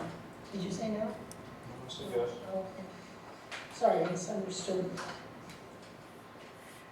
Next, I have Resolution 50-2026, which is to authorize the 2026 Norco grant submission. Staff has drafted this to request authorization to submit a grant for the purchase and installation of security cameras at several township parks. So I will entertain a motion to approve Resolution 50-2026 to authorize the submission for the 2026 Norco grant. And that's a Northampton County grant. I'll make a motion. I'll second. Roll call, please. Ms. Ray, oh, I'm sorry. Just to clarify for anyone who doesn't have this in front of them, this is a grant, again, for purchase of security cameras. Do we know what parks these are going to go at? We do, but it would not make, yes, but perhaps that should not be necessarily something we should be discussing here. Why I'll not? see them when they go up, but okay. Because because for obvious security reasons, some parks have them, some parks don't, and so on and so forth. Okay. But for the values in here, it says the township's commitment in the amount not to exceed $25,000 and the grant municipal portion, which would come from Northampton County, correct, would be in the amount of $50,000. So just so you understand what we're looking at in getting out of this. Sorry. I'll entertain a roll call, please. Ms. Ray, Yes. Mr. Gress, Yes. Ms. Uptown Cordero, Yes. Mr. Heimbach, Yes. Ms. De Leon. Yes. Motion passes 5-0. Thank you very much. Next, I have Resolution 51-2026, which is to authorize the 2026 Community Development Block Grant submission. This is to request authorization for purchase of a playground at Steel City Park. I will entertain a motion on that. I'll make a motion. I'll second that motion. Roll call? Mr. Gress, Yes. Ms. Uptown Cordero, Yes.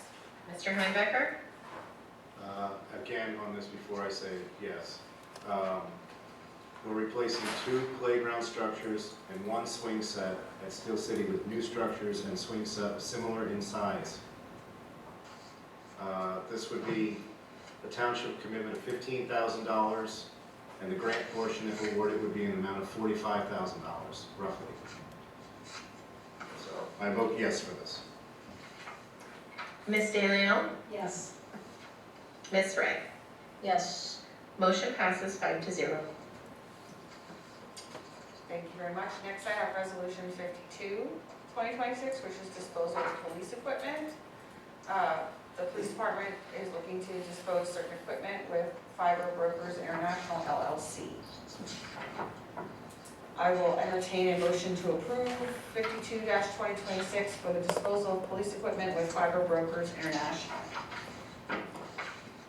Their motion. I'll make that motion. I'll second the motion.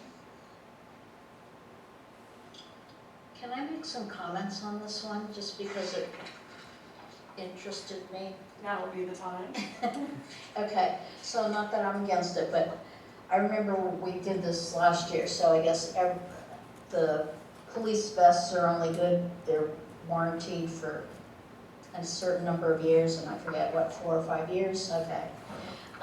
So I wondered last year when we did this, it's like, well, why don't you like donate them to maybe a place that can't afford any, you know? So I looked into it and I found that you know, a lot of townships don't want to do that because of legal reasons, that they don't want to be held responsible if they're giving equipment that's not quite up to par. But I also read that there's certain things that some areas are doing with their used vests that maybe we could think about for future, and they take them and they will line like their doors in their car with these somehow. I don't know if you can open them up and there's a pocket in there. You can line your car to make you safer from flying bullets. Other places, they do something in their trunk with it for the same reason. Use them in desks in office areas for protection for employees. So there was a lot of creative reuses for these that would, if you kept it within the township, you wouldn't be having the liability because you're not giving it to another place. So I would just like to see us think about that for future reuse, because I'm sure we have to pay for this service. So if we could reuse some, I'm all about recycling, you know. So that's my comment. That's a good idea to bring back to Chief Farm.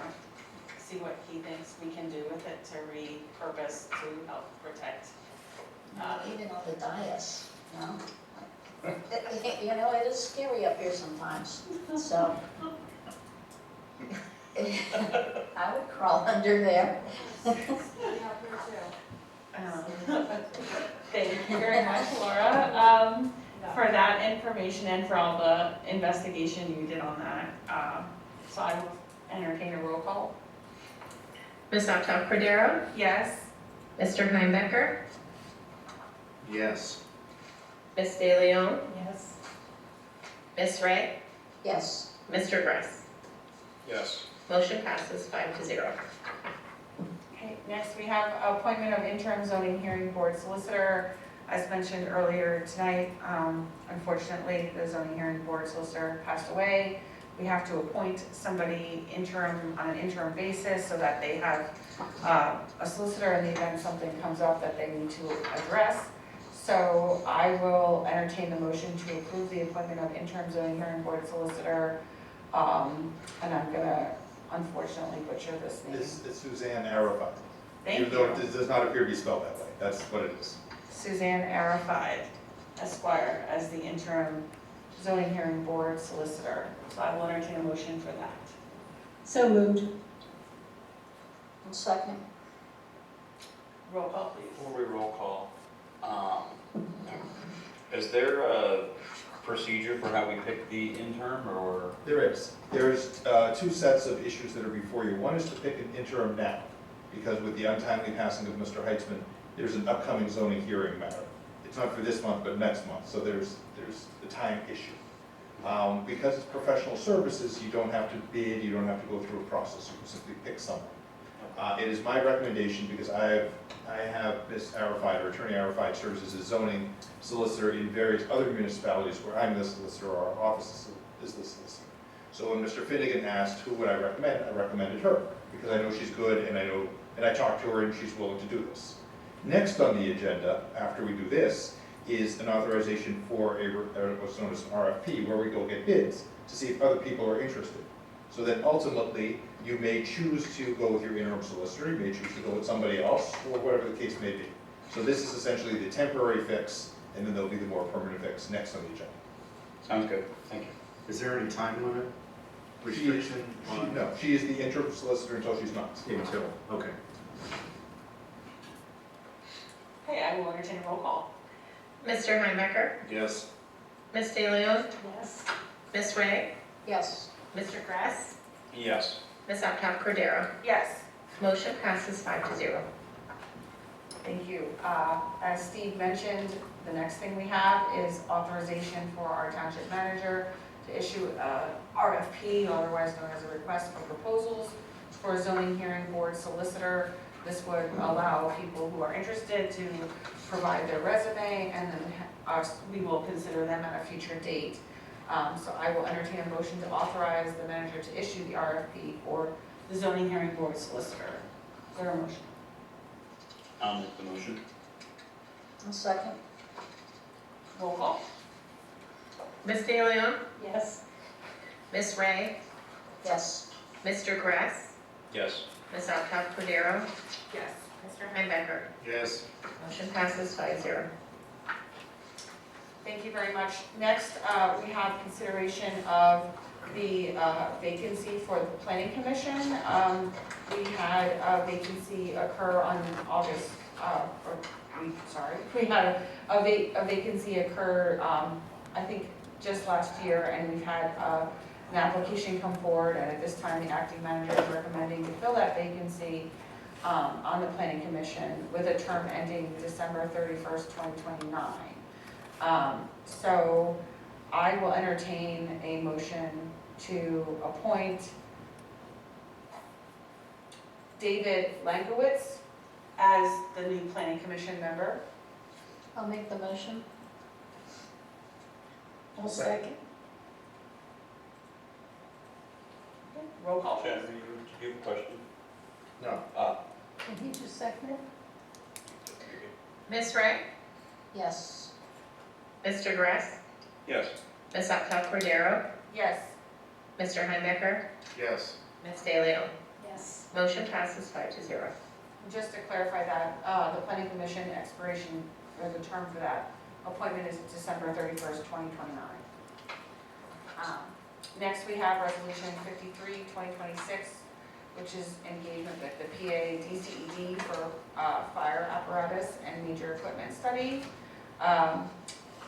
Just to give everybody an understanding, the Fire Services Executive Committee has been monitoring and reviewing the apparatus that our volunteer fire company has. And since the study that we have is going back, I think, to 2017, we have, the executive committee has recommended that we undertake a new study. Our acting manager has put forward a request for that to be done, and we got a letter back from the DCED. So I will entertain a motion to approve resolution 53, 2026 for the township to engage the services of the PA DCED to perform an analysis of Lower Saucon Fire Rescue's apparatus and major equipment. I'll make the motion as stated by. I'll second. Before we do a roll call, just for the public's sake, this study is done at little or no cost to the township, if I'm not mistaken, correct? Yes. DCED funds the study themselves, so. The DCED being the Pennsylvania Department of Community and Economic Development. Thank you, And Jeff. that's right, so under resources and budget, it says here at the back, 4.2, there should be, well it says should be no cost to the community for the project. DCED will only cover the time for technical assistance as well as travel. Any direct costs or other items requested by the municipality must be covered by the municipality, such as printing. So that's what we might be looking at, Printing our report. printing. And as long as it's not $5,000 a page, we're okay. Yeah, I think the one that we had before, like you said, was from 2018 was when we received it, and a lot of things have changed since then. Notably is all the mergers of the departments and then the equipment that we have on hand. So it's a good time to reevaluate what the plan for replacement equipment is. So I will entertain a motion. You took it. I took it, sorry. We have Laura and Priscilla. Okay, so roll call, sorry. That's all right. Mr. Gress? Yes. Ms. Alcott Cordero? Yes. Mr. Heimbachner? Yes. Ms. De Leon? Yes. Ms. Ray. Yes. Motion passes 5-0. Thank you. Next, we have Resolution 54, 2026, which is adoption of the 2026 Emergency Operation Plan. So just so everybody's aware, we have to adopt this plan every 2 years. It was done 2 years ago, but it gets updated from time to time. The information is sensitive for township security purposes. So I will entertain a motion to approve Resolution 54, 2026, approving the 2026 Emergency Operational Plan. I'll make the motion to approve the plan. And I will second that motion. Can I have a roll call, please? Ms. Saucon Cordero? Yes.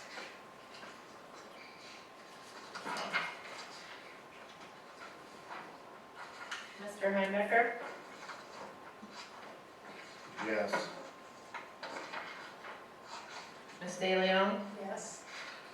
Ms. Ray? Yes. Mr. Gress? Yes. Motion passes 5-0. Okay, now we have Resolution 55, 2026, which is Sourcewell Purchasing Cooperative Program. My understanding is that just like we have co-stars where we can go on and purchase equipment or entertain a specific company that's approved by co-stars to do work, there is a similar company by the name of the Sourcewell Purchasing Cooperative Program. And in this instance, we are looking to replace certain benches in the township. And the benches are, I should say that they're picnic tables for Town Hall Park and Southeastern Park, that's right. And so the benches are, we're looking at benches that are from a company that is a member or a partner with Sourcewell Purchasing Cooperative Program. Our Public Works Department has assured us that they have used that before, and it's an approved place to purchase those type of equipment. So this would just be an addition to kind of co-stars, but we need to have a resolution in order to purchase that equipment. So I will entertain a motion to approve Resolution 55, 2026 to join the Sourcewell Purchasing Cooperative. Okay, I'll make the motion to join Sourcewell Cooperative.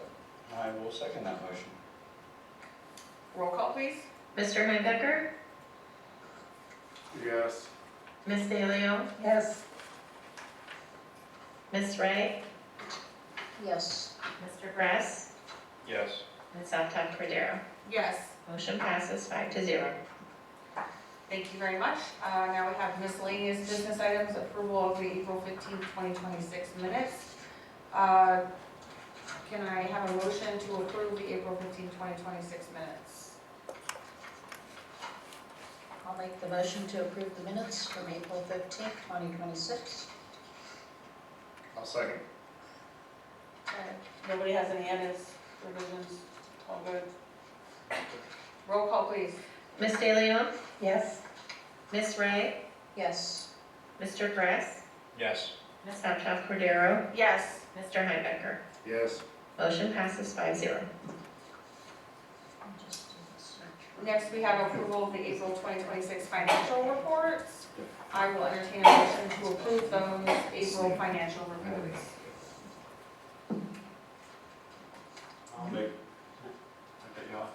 I'll make that motion. I'll second it. Roll call, please. Ms. Ray? Yes. Mr. Gress? Yes.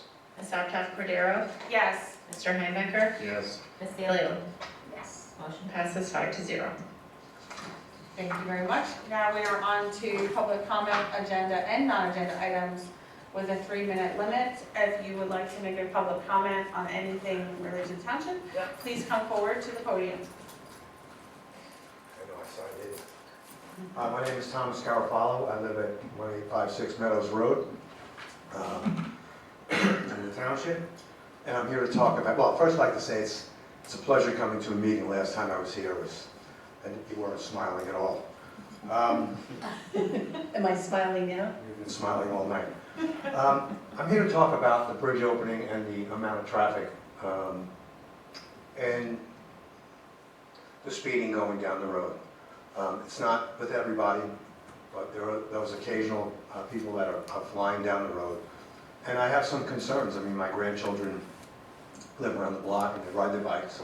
I also wanted to say that I served on a board like this. I was on zoning, I was on planning, so I know how everything works. Okay, I did contact Priscilla a while ago, and she turned me on to Chief Barn. And we've had conversations, one today, of course, about what can be done, what can't be done. Someone came up with the idea of putting up four-way stop signs. Can't do that in Pennsylvania because they say, the studies say that it doesn't slow anybody down. If it's for safety, maybe it can be done. The speed limit there is 35 miles an hour. So I'm sure they'll also attest that it can almost go up to like 43, 44 miles an hour before you'll give someone a summons on any road. It used to be a rural road. It's not rural anymore. It's a residential area, and there are a lot of people, a lot of kids, people walking their dogs. There are no sidewalks. I've spoken to a few of my neighbors. I'm always outside. So I see people walking from, you know, the other meadows down by O'Brien, no vests, no bright colors, and it's going to be a problem. Somebody's going to get hurt. I don't know what the township can do as far as lowering the speed limit to 25. Most residential areas, you pull in and you look at the signs. As you come up from 412, it's 25 miles an hour.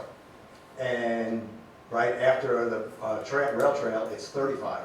And they're moving, especially at the bottom, because I'm on Meadows. When you run the stop sign, come around the corner and head down Meadows, people are going fast. They inherently go fast because they're on a hill. But if it's 25 miles an hour, maybe that'll slow them down. A lot of people are going the speed limit. I had my son-in-law go by, and so I could get a good idea what 35 miles an hour looks like. So I don't know what the township can do in conjunction with PennDOT. If you guys can do something.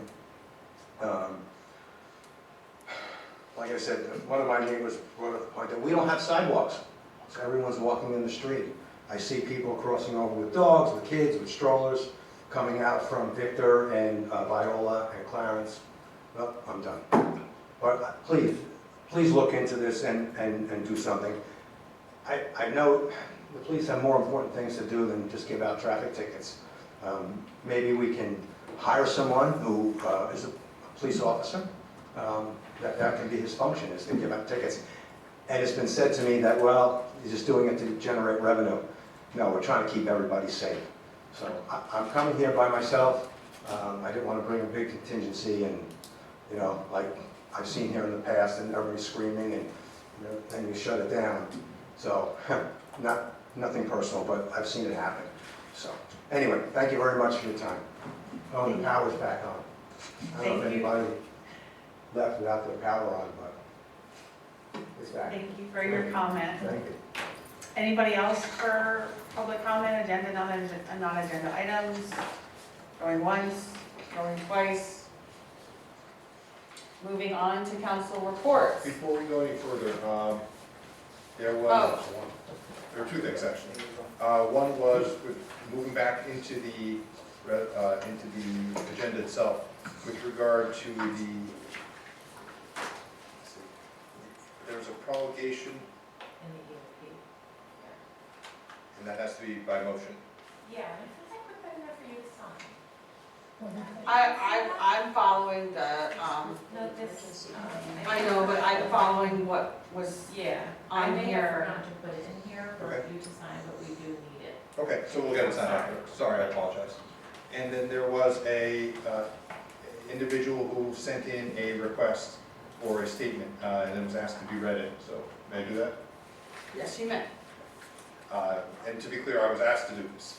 This is from Diane Hollowell, who says as follows. As part of the Parks and Rec Committee, I would like to give a shout out to Roger Rasich and his crew.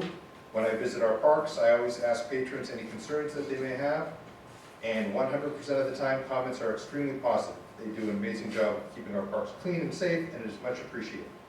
I also appreciate all the updates the township puts on social media. Thank you, Carol and Stacy, for keeping the taxpayers informed. Again, someone who speaks at public comment mentioned Virginia again. Who is that? It just reminds me of the President Trump mixing up Iceland and Greenland and making an island of Penguins Bay Towns. This May 12th, our Republican president stated, I quote, open quote, I do not think about Americans' financial situation. I don't think about anybody, close quote.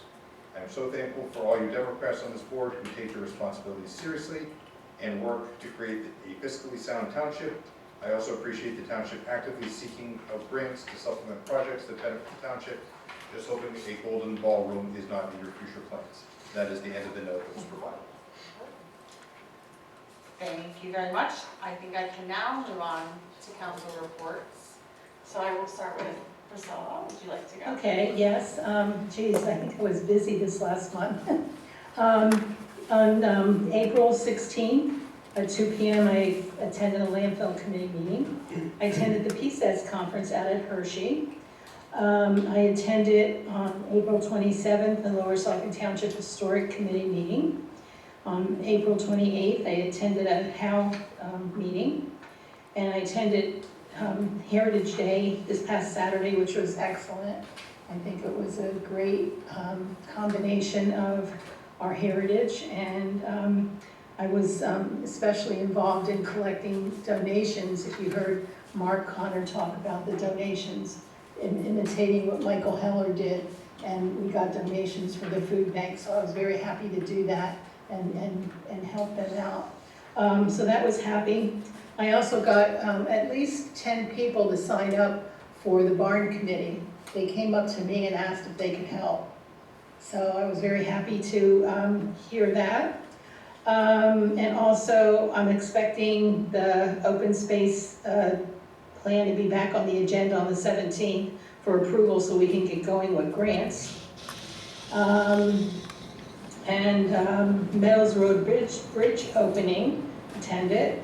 And I also like to, I know the gentleman that was here spoke to me about speeding, so if we can pass that on to the administration, they can look into that. I would appreciate it. Can somebody do that? Steve, can you talk to somebody and have them look into the speeding and what we can do to help the residents out there? And I guess that's all. Thank you. Thank you, Priscilla. Hunter?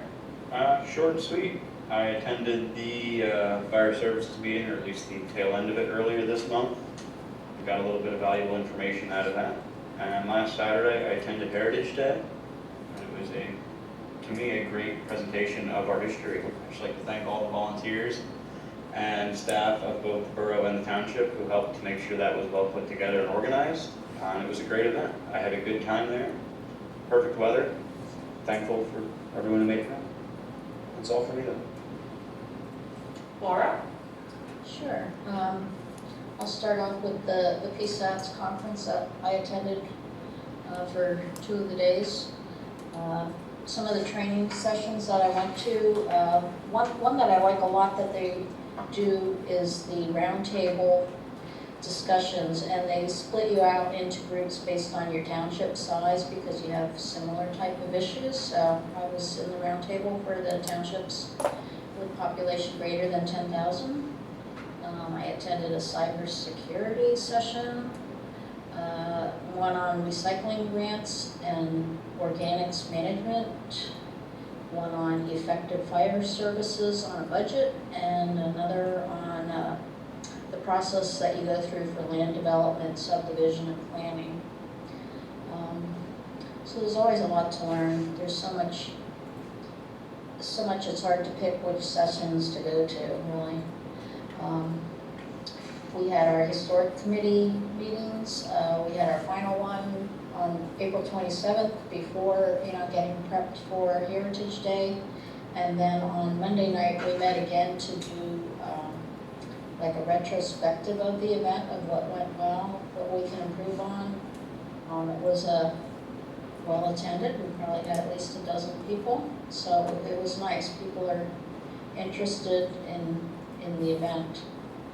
Heritage Day, of course, was on May 16th. It was a great event. We had the perfect weather. May 7th, we had our Fire Services Executive Committee, so we had a representative from Glick, who is the company that's making our tanker pumper. So they came and showed us the plans for that. We are expecting delivery of that next summer. I think July is an estimate. We also discussed at the meeting different funding options for improvements and updating the southeastern firehouse. And in April, our volunteer firefighters had 72 calls. On May 12th, I attended the EAC meeting. Some of the things that we have coming up, we plan to be at Community Day this year in Hellertown in Demick Park. That's on August 19th. We're going to do a free make and take thing for kids and adults too. We're making mason bead houses. We're also going to do sign up for a composting workshop, which we're going to hold at our October meeting. But we will be doing sign-ups for people interested in the composting bin and coming to the composting workshop. So we will be selling those bins for $20, which is very inexpensive. If you look at the prices of them, they sell for about $100. But we have some old stock to get rid of. We're also doing electronics recycling in September on the 19th. That'll be here at the township, so just so people know, if you're starting to find things, if you're doing your spring cleaning, set your electronic items aside and we'll collect them in September. Also in October, another thing, if you're doing spring cleaning, if you come across hazardous waste materials, or you're cleaning your garage or your basement, or you have things that you want to get rid of safely, Northampton County does their collection on October 3rd. It's over at the Northampton Community College. You have to register in advance, so look for, I'm sure we have the info on our website where you can click over to where you register. It's well run, hundreds and hundreds of people go to it, but they get you through there in no time. It's a great event. We also ended our single-use plastic survey on April 20th. We got 242 responses. 98 of those people left comments in the free form section. We read each and every one of those. It's a lot to digest. I was surprised at a lot of the comments. So even though it was about single-use plastic items, we got a lot of comments about they were unhappy the approval to double the size of the dump, which I will point out that none of us sitting up here did that action. So I think there's confusion. And many people, along with the theme of how to replace single-use plastics, such as bags and utensils and straws, they were kind of frustrated. It's like, why do that little thing when we have this big dump that has a lot of microplastics in it? So to me, you got to start somewhere. If you do nothing, you're doing nothing, and it's not going to get better. So that's my take. I know Chad has a little more details on the survey. Thank you, Laura. Good. Chad. Every year. Well, in honor of the Heritage Day and honoring Saucon Valley's revolutionary roots that we did this past weekend, I got one joke for you. Why does George Washington stand in all his portraits? Because he cannot lie. Come on, it's good stuff. April 27th, I was at the Rail Trail Commission, and to talk about the Meadows Bridge, I was brought up during that meeting that the rail trail there, after the bridge opens now, many people are not going to be used to it because of the new traffic. So I think I'd like to second the resident who spoke, Mr. Garofalo, as well as Priscilla here to direct or inquire of the administration and Public Works to make sure that the crosswalk there for the rail trail has the proper signage and perhaps lighting for the crossing there to ensure public safety for pedestrians. We also had a good talk about the native plant garden that is at the Reading Trailhead there. They're always looking for volunteers, and they're planning on doing some educational activity there as well. And at that location as well, there is going to be facility improvements with the installation of a new restroom that is under construction and I believe is planned for completion in the September-October timeframe this year. The trailhead, Yeah, the trailhead for the Reading Trail. it's been ordered and everything, and Yeah, it's been approved, we have the money for it, and the plans are in place, and so construction should be 12 to 14 weeks out, is what I was told last time I looked into it. So that's the rail trail. Again, I was involved with the Planning for Heritage Day with the Conservancy and Historical Society on April 27th.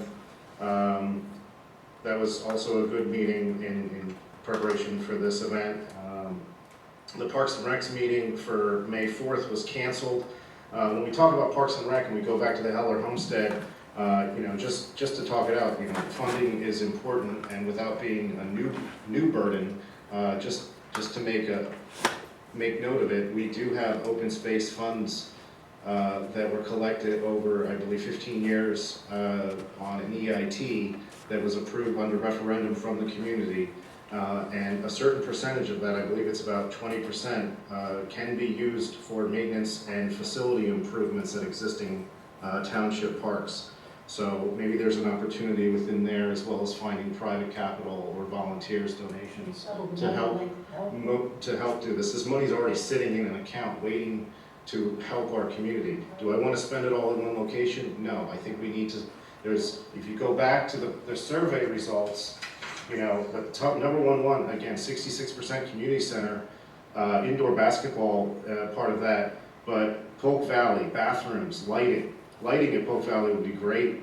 My kid plays soccer there, and they have a limit on what they can do because there's no lights.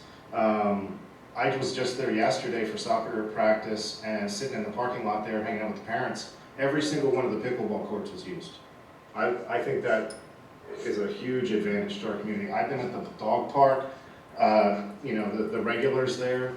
That's really the heart and soul, I feel, in what it brings us together, is our shared resources and recreational facilities, and what makes our township special. The rail trail is probably our best.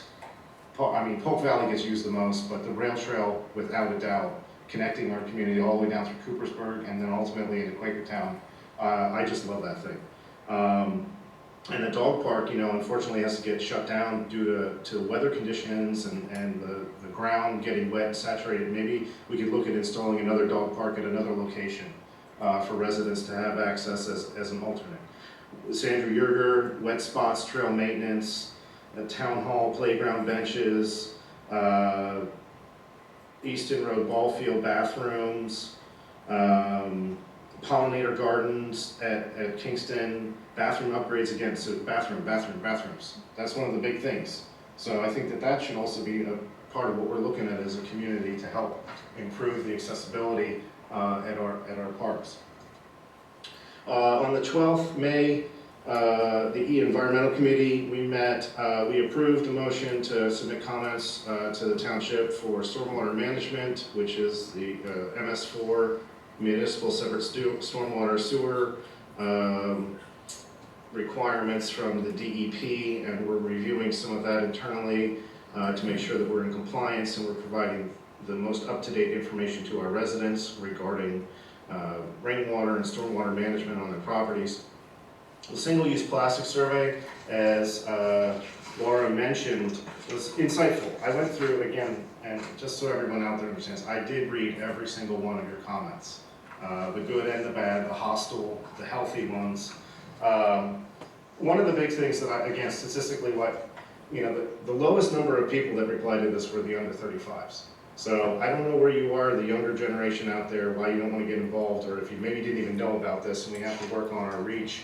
But most of the people that replied to this were, over 35. So I'd like to get more feedback from the younger generation, which might alter some of the results on this. But when you look at how concerned people are about plastic pollution in our community, that's 85% of the people said that they're concerned about it. How often do you use plastic bags? How often do you use reusable shopping bags? Always, sometimes. That's 47, 35. That's 80% or try to use reusable bags. Similar, 80% try to use reusable cups. Overwhelmingly, the 60% of the people would support a ban on single-use plastics versus 40 that were opposed to it. Going through this then, again, if you look at, there were 62 people who wrote about why they would be opposed to it, and 20 of them, a third of the people, used the word the dump. Okay? The people don't want the dump. We have a huge dump. We have a dump. We have a giant mountain of trash in this township. We have a dump that puts microplastics under the ground. We have a huge dump that you just doubled. Well, we didn't just double it, but I didn't.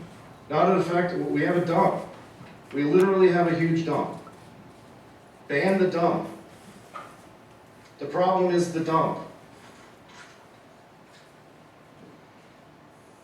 So over and over again, you go down through these comments from the community. They're not even, the concern is there about plastics. The support for a ban is there. But I understand and I hear you on how hypocritical it seems to work on plastic bags when we have a mountain of garbage in our neighborhood.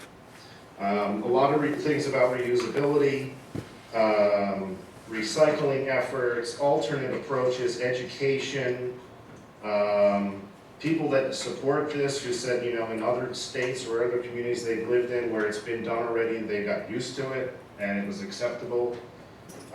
So a lot of good feedback from the community here.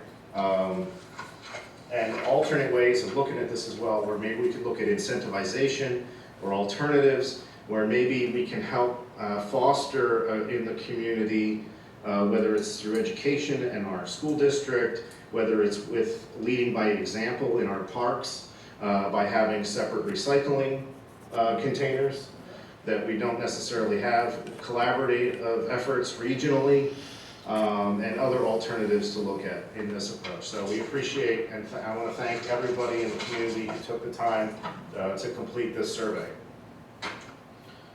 Heritage Day, again, this past Saturday was a success. The weather played nice with us. I saw on one of the Facebook posts, I think from Hellertown Historical Society, that they estimated over 1,000 attendees at both locations.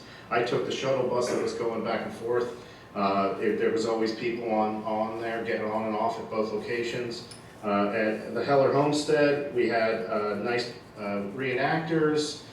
We had historical presentations. We had students doing little plays and speeches about some of the earliest members of our community, the founding members of our community.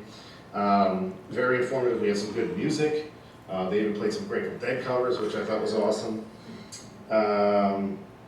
And then down at the Grist Mill, there was a really neat car show, a lot of crafters,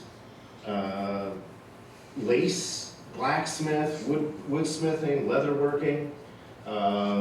There was music, bluegrass band that was great. They had food trucks, and I just saw so many people out and about in our community. I ran into so many residents, and I think it was a great day for us, Hellertown and Lower Saucon, to be able to come together again and celebrate our past. And with that, then, yesterday was primary election day, and I'd just like to thank the voters who came out and made their voices heard.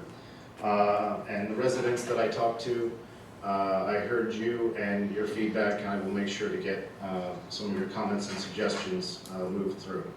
Upcoming, I'll be at the Parks and Rec on June 1st, the Environmental Committee on June 9th, and the Rail Trail June 22nd. That's all I got for today. Thank you so much. Thank you, Chad. I will say it has been a busy month for everybody. Just trying to cover things that haven't already been said, because I've pretty much been with one of you on various different things. But the landfill committee, we did have a DP come, so I want to thank the DP for, again, coming to our community and helping to answer questions and provide information about their role in how they oversee the landfill and how they approach various concerns that are raised throughout time, and especially in addressing the different violations that had occurred and the current consent decree that they have with the landfill. So I want to thank them for coming. I want to thank the residents for coming who had brought their questions and concerns, because I think it does show DEP that we are a caring community. They always highlight that they appreciate our township being very active and collaborative with them in addressing the needs of the community. So I did want to highlight that as far as the landfill committee meeting goes. I did attend the Water Authority meeting yesterday. There will be an upcoming ribbon cutting for the pump station that's on Route 412. Many people know that pump station had been in the works since the giant shopping center opened, and for various reasons, the pump station was finally bid for, and it's a $3 million project.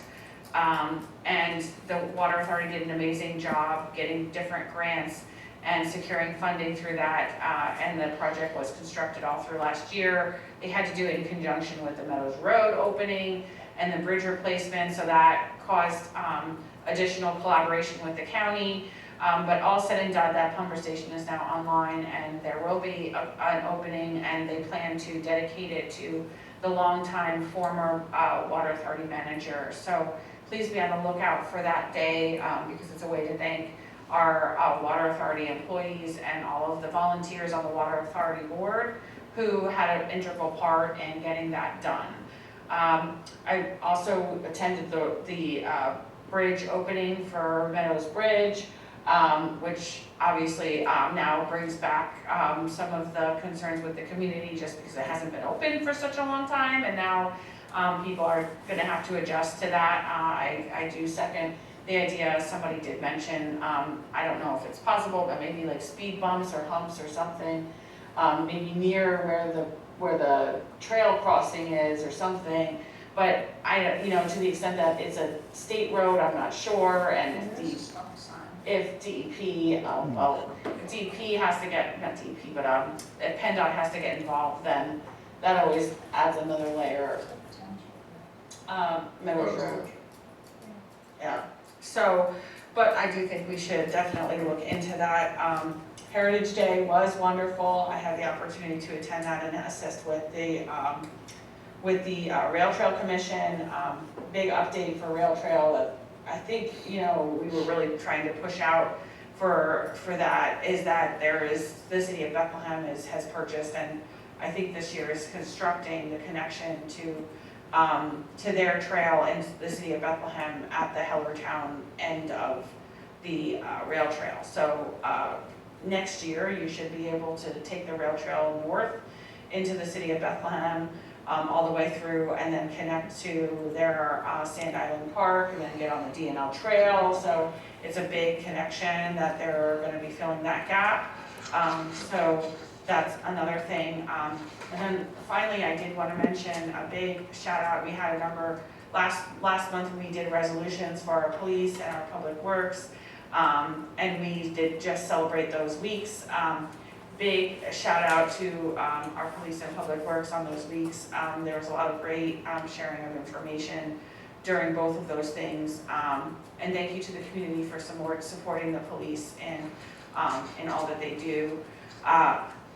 For public works especially, it just came out today that the township was awarded $385,000 in change to help support the project of the Public Works Garage expansion. So if that's a huge thing, I think we did that in 2025. Say they support, we got that? Yes, we got $385,000 in change from Senator Lisa Boscola's share grant. It just came out today, the casino share grant that the state legislators get. She, $385,000 For the garage? for the garage, that's correct. It's like, and change, I can't remember the dollars after the 5,000 part, but we were the second largest grant total that was received from all the municipalities in Senator Boscola's municipalities. And the individual single largest grant figure that she gave. So I want to say thank you to her, but also to our staff, Patty and everybody else that was involved in making sure that we connected and really tried to get as much money that we could to help us fund that. The Public Works building is very, very much in need of this upgrade. Long, long overdue. We've added Public Works employees, and their facilities are nowhere near in the condition that you would expect them to have, especially when they're out doing all of the work for us, and I'm sure out tonight dealing with different things, but you know, they deserve to have a place that's equal to what our police have. And so this is a long way forward in that, but I want to thank the staff for that wonderful thing. So, and Senator Boscola. So that's all that I have. I will move on to staff reports. I will say there is on the agenda a report from our acting township manager. He is not here tonight. So I'm gonna table that unless the solicitor has something that he can share. But it's related to different guidelines for share grants and applying for those. I have checked with Patty Coronia, our finance director, and she assures me that we can still address those things next month in time to make our applications for next year. And those are the grants that, the share grants, which is what helped fund our Public Works Department. So I'm gonna leave that to Jay next month. Solicitor, do you have? I do not. Okay, our engineer is not here, so any longer. So without any other staff reports, I will move to adjourn. Oh, wait, no, pardon me. We had talked about before we adjourn, the promulgation. I apologize. I withdraw my motion. Yes, please. We would need a motion to adopt the promulgation of resolution number 54-206. I think we didn't formally do that. What is that for? This is for, here, I pulled it up. Okay.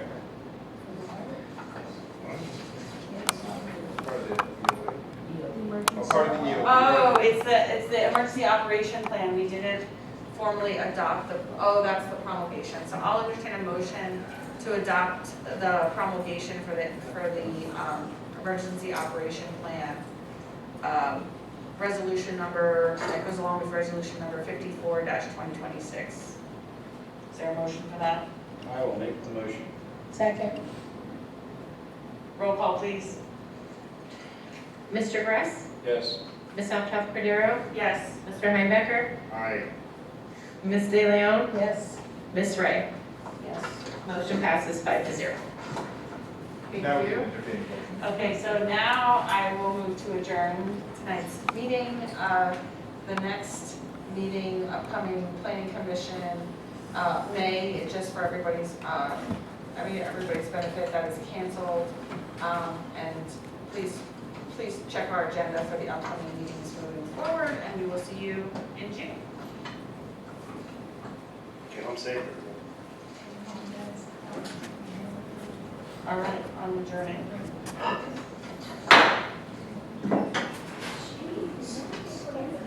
Making sure I did not touch her fingers. I was like, I'm gonna get it. Okay, thank you. Yeah, I think, please check my sign them all, but it was like, I don't know. I know you signed all the others. Yeah, I always. I know I called the president. I didn't sign. I don't know. money, what else do I need to sign? Yes. Oh. Council, we have to sign this promulgation, so do not leave because you all have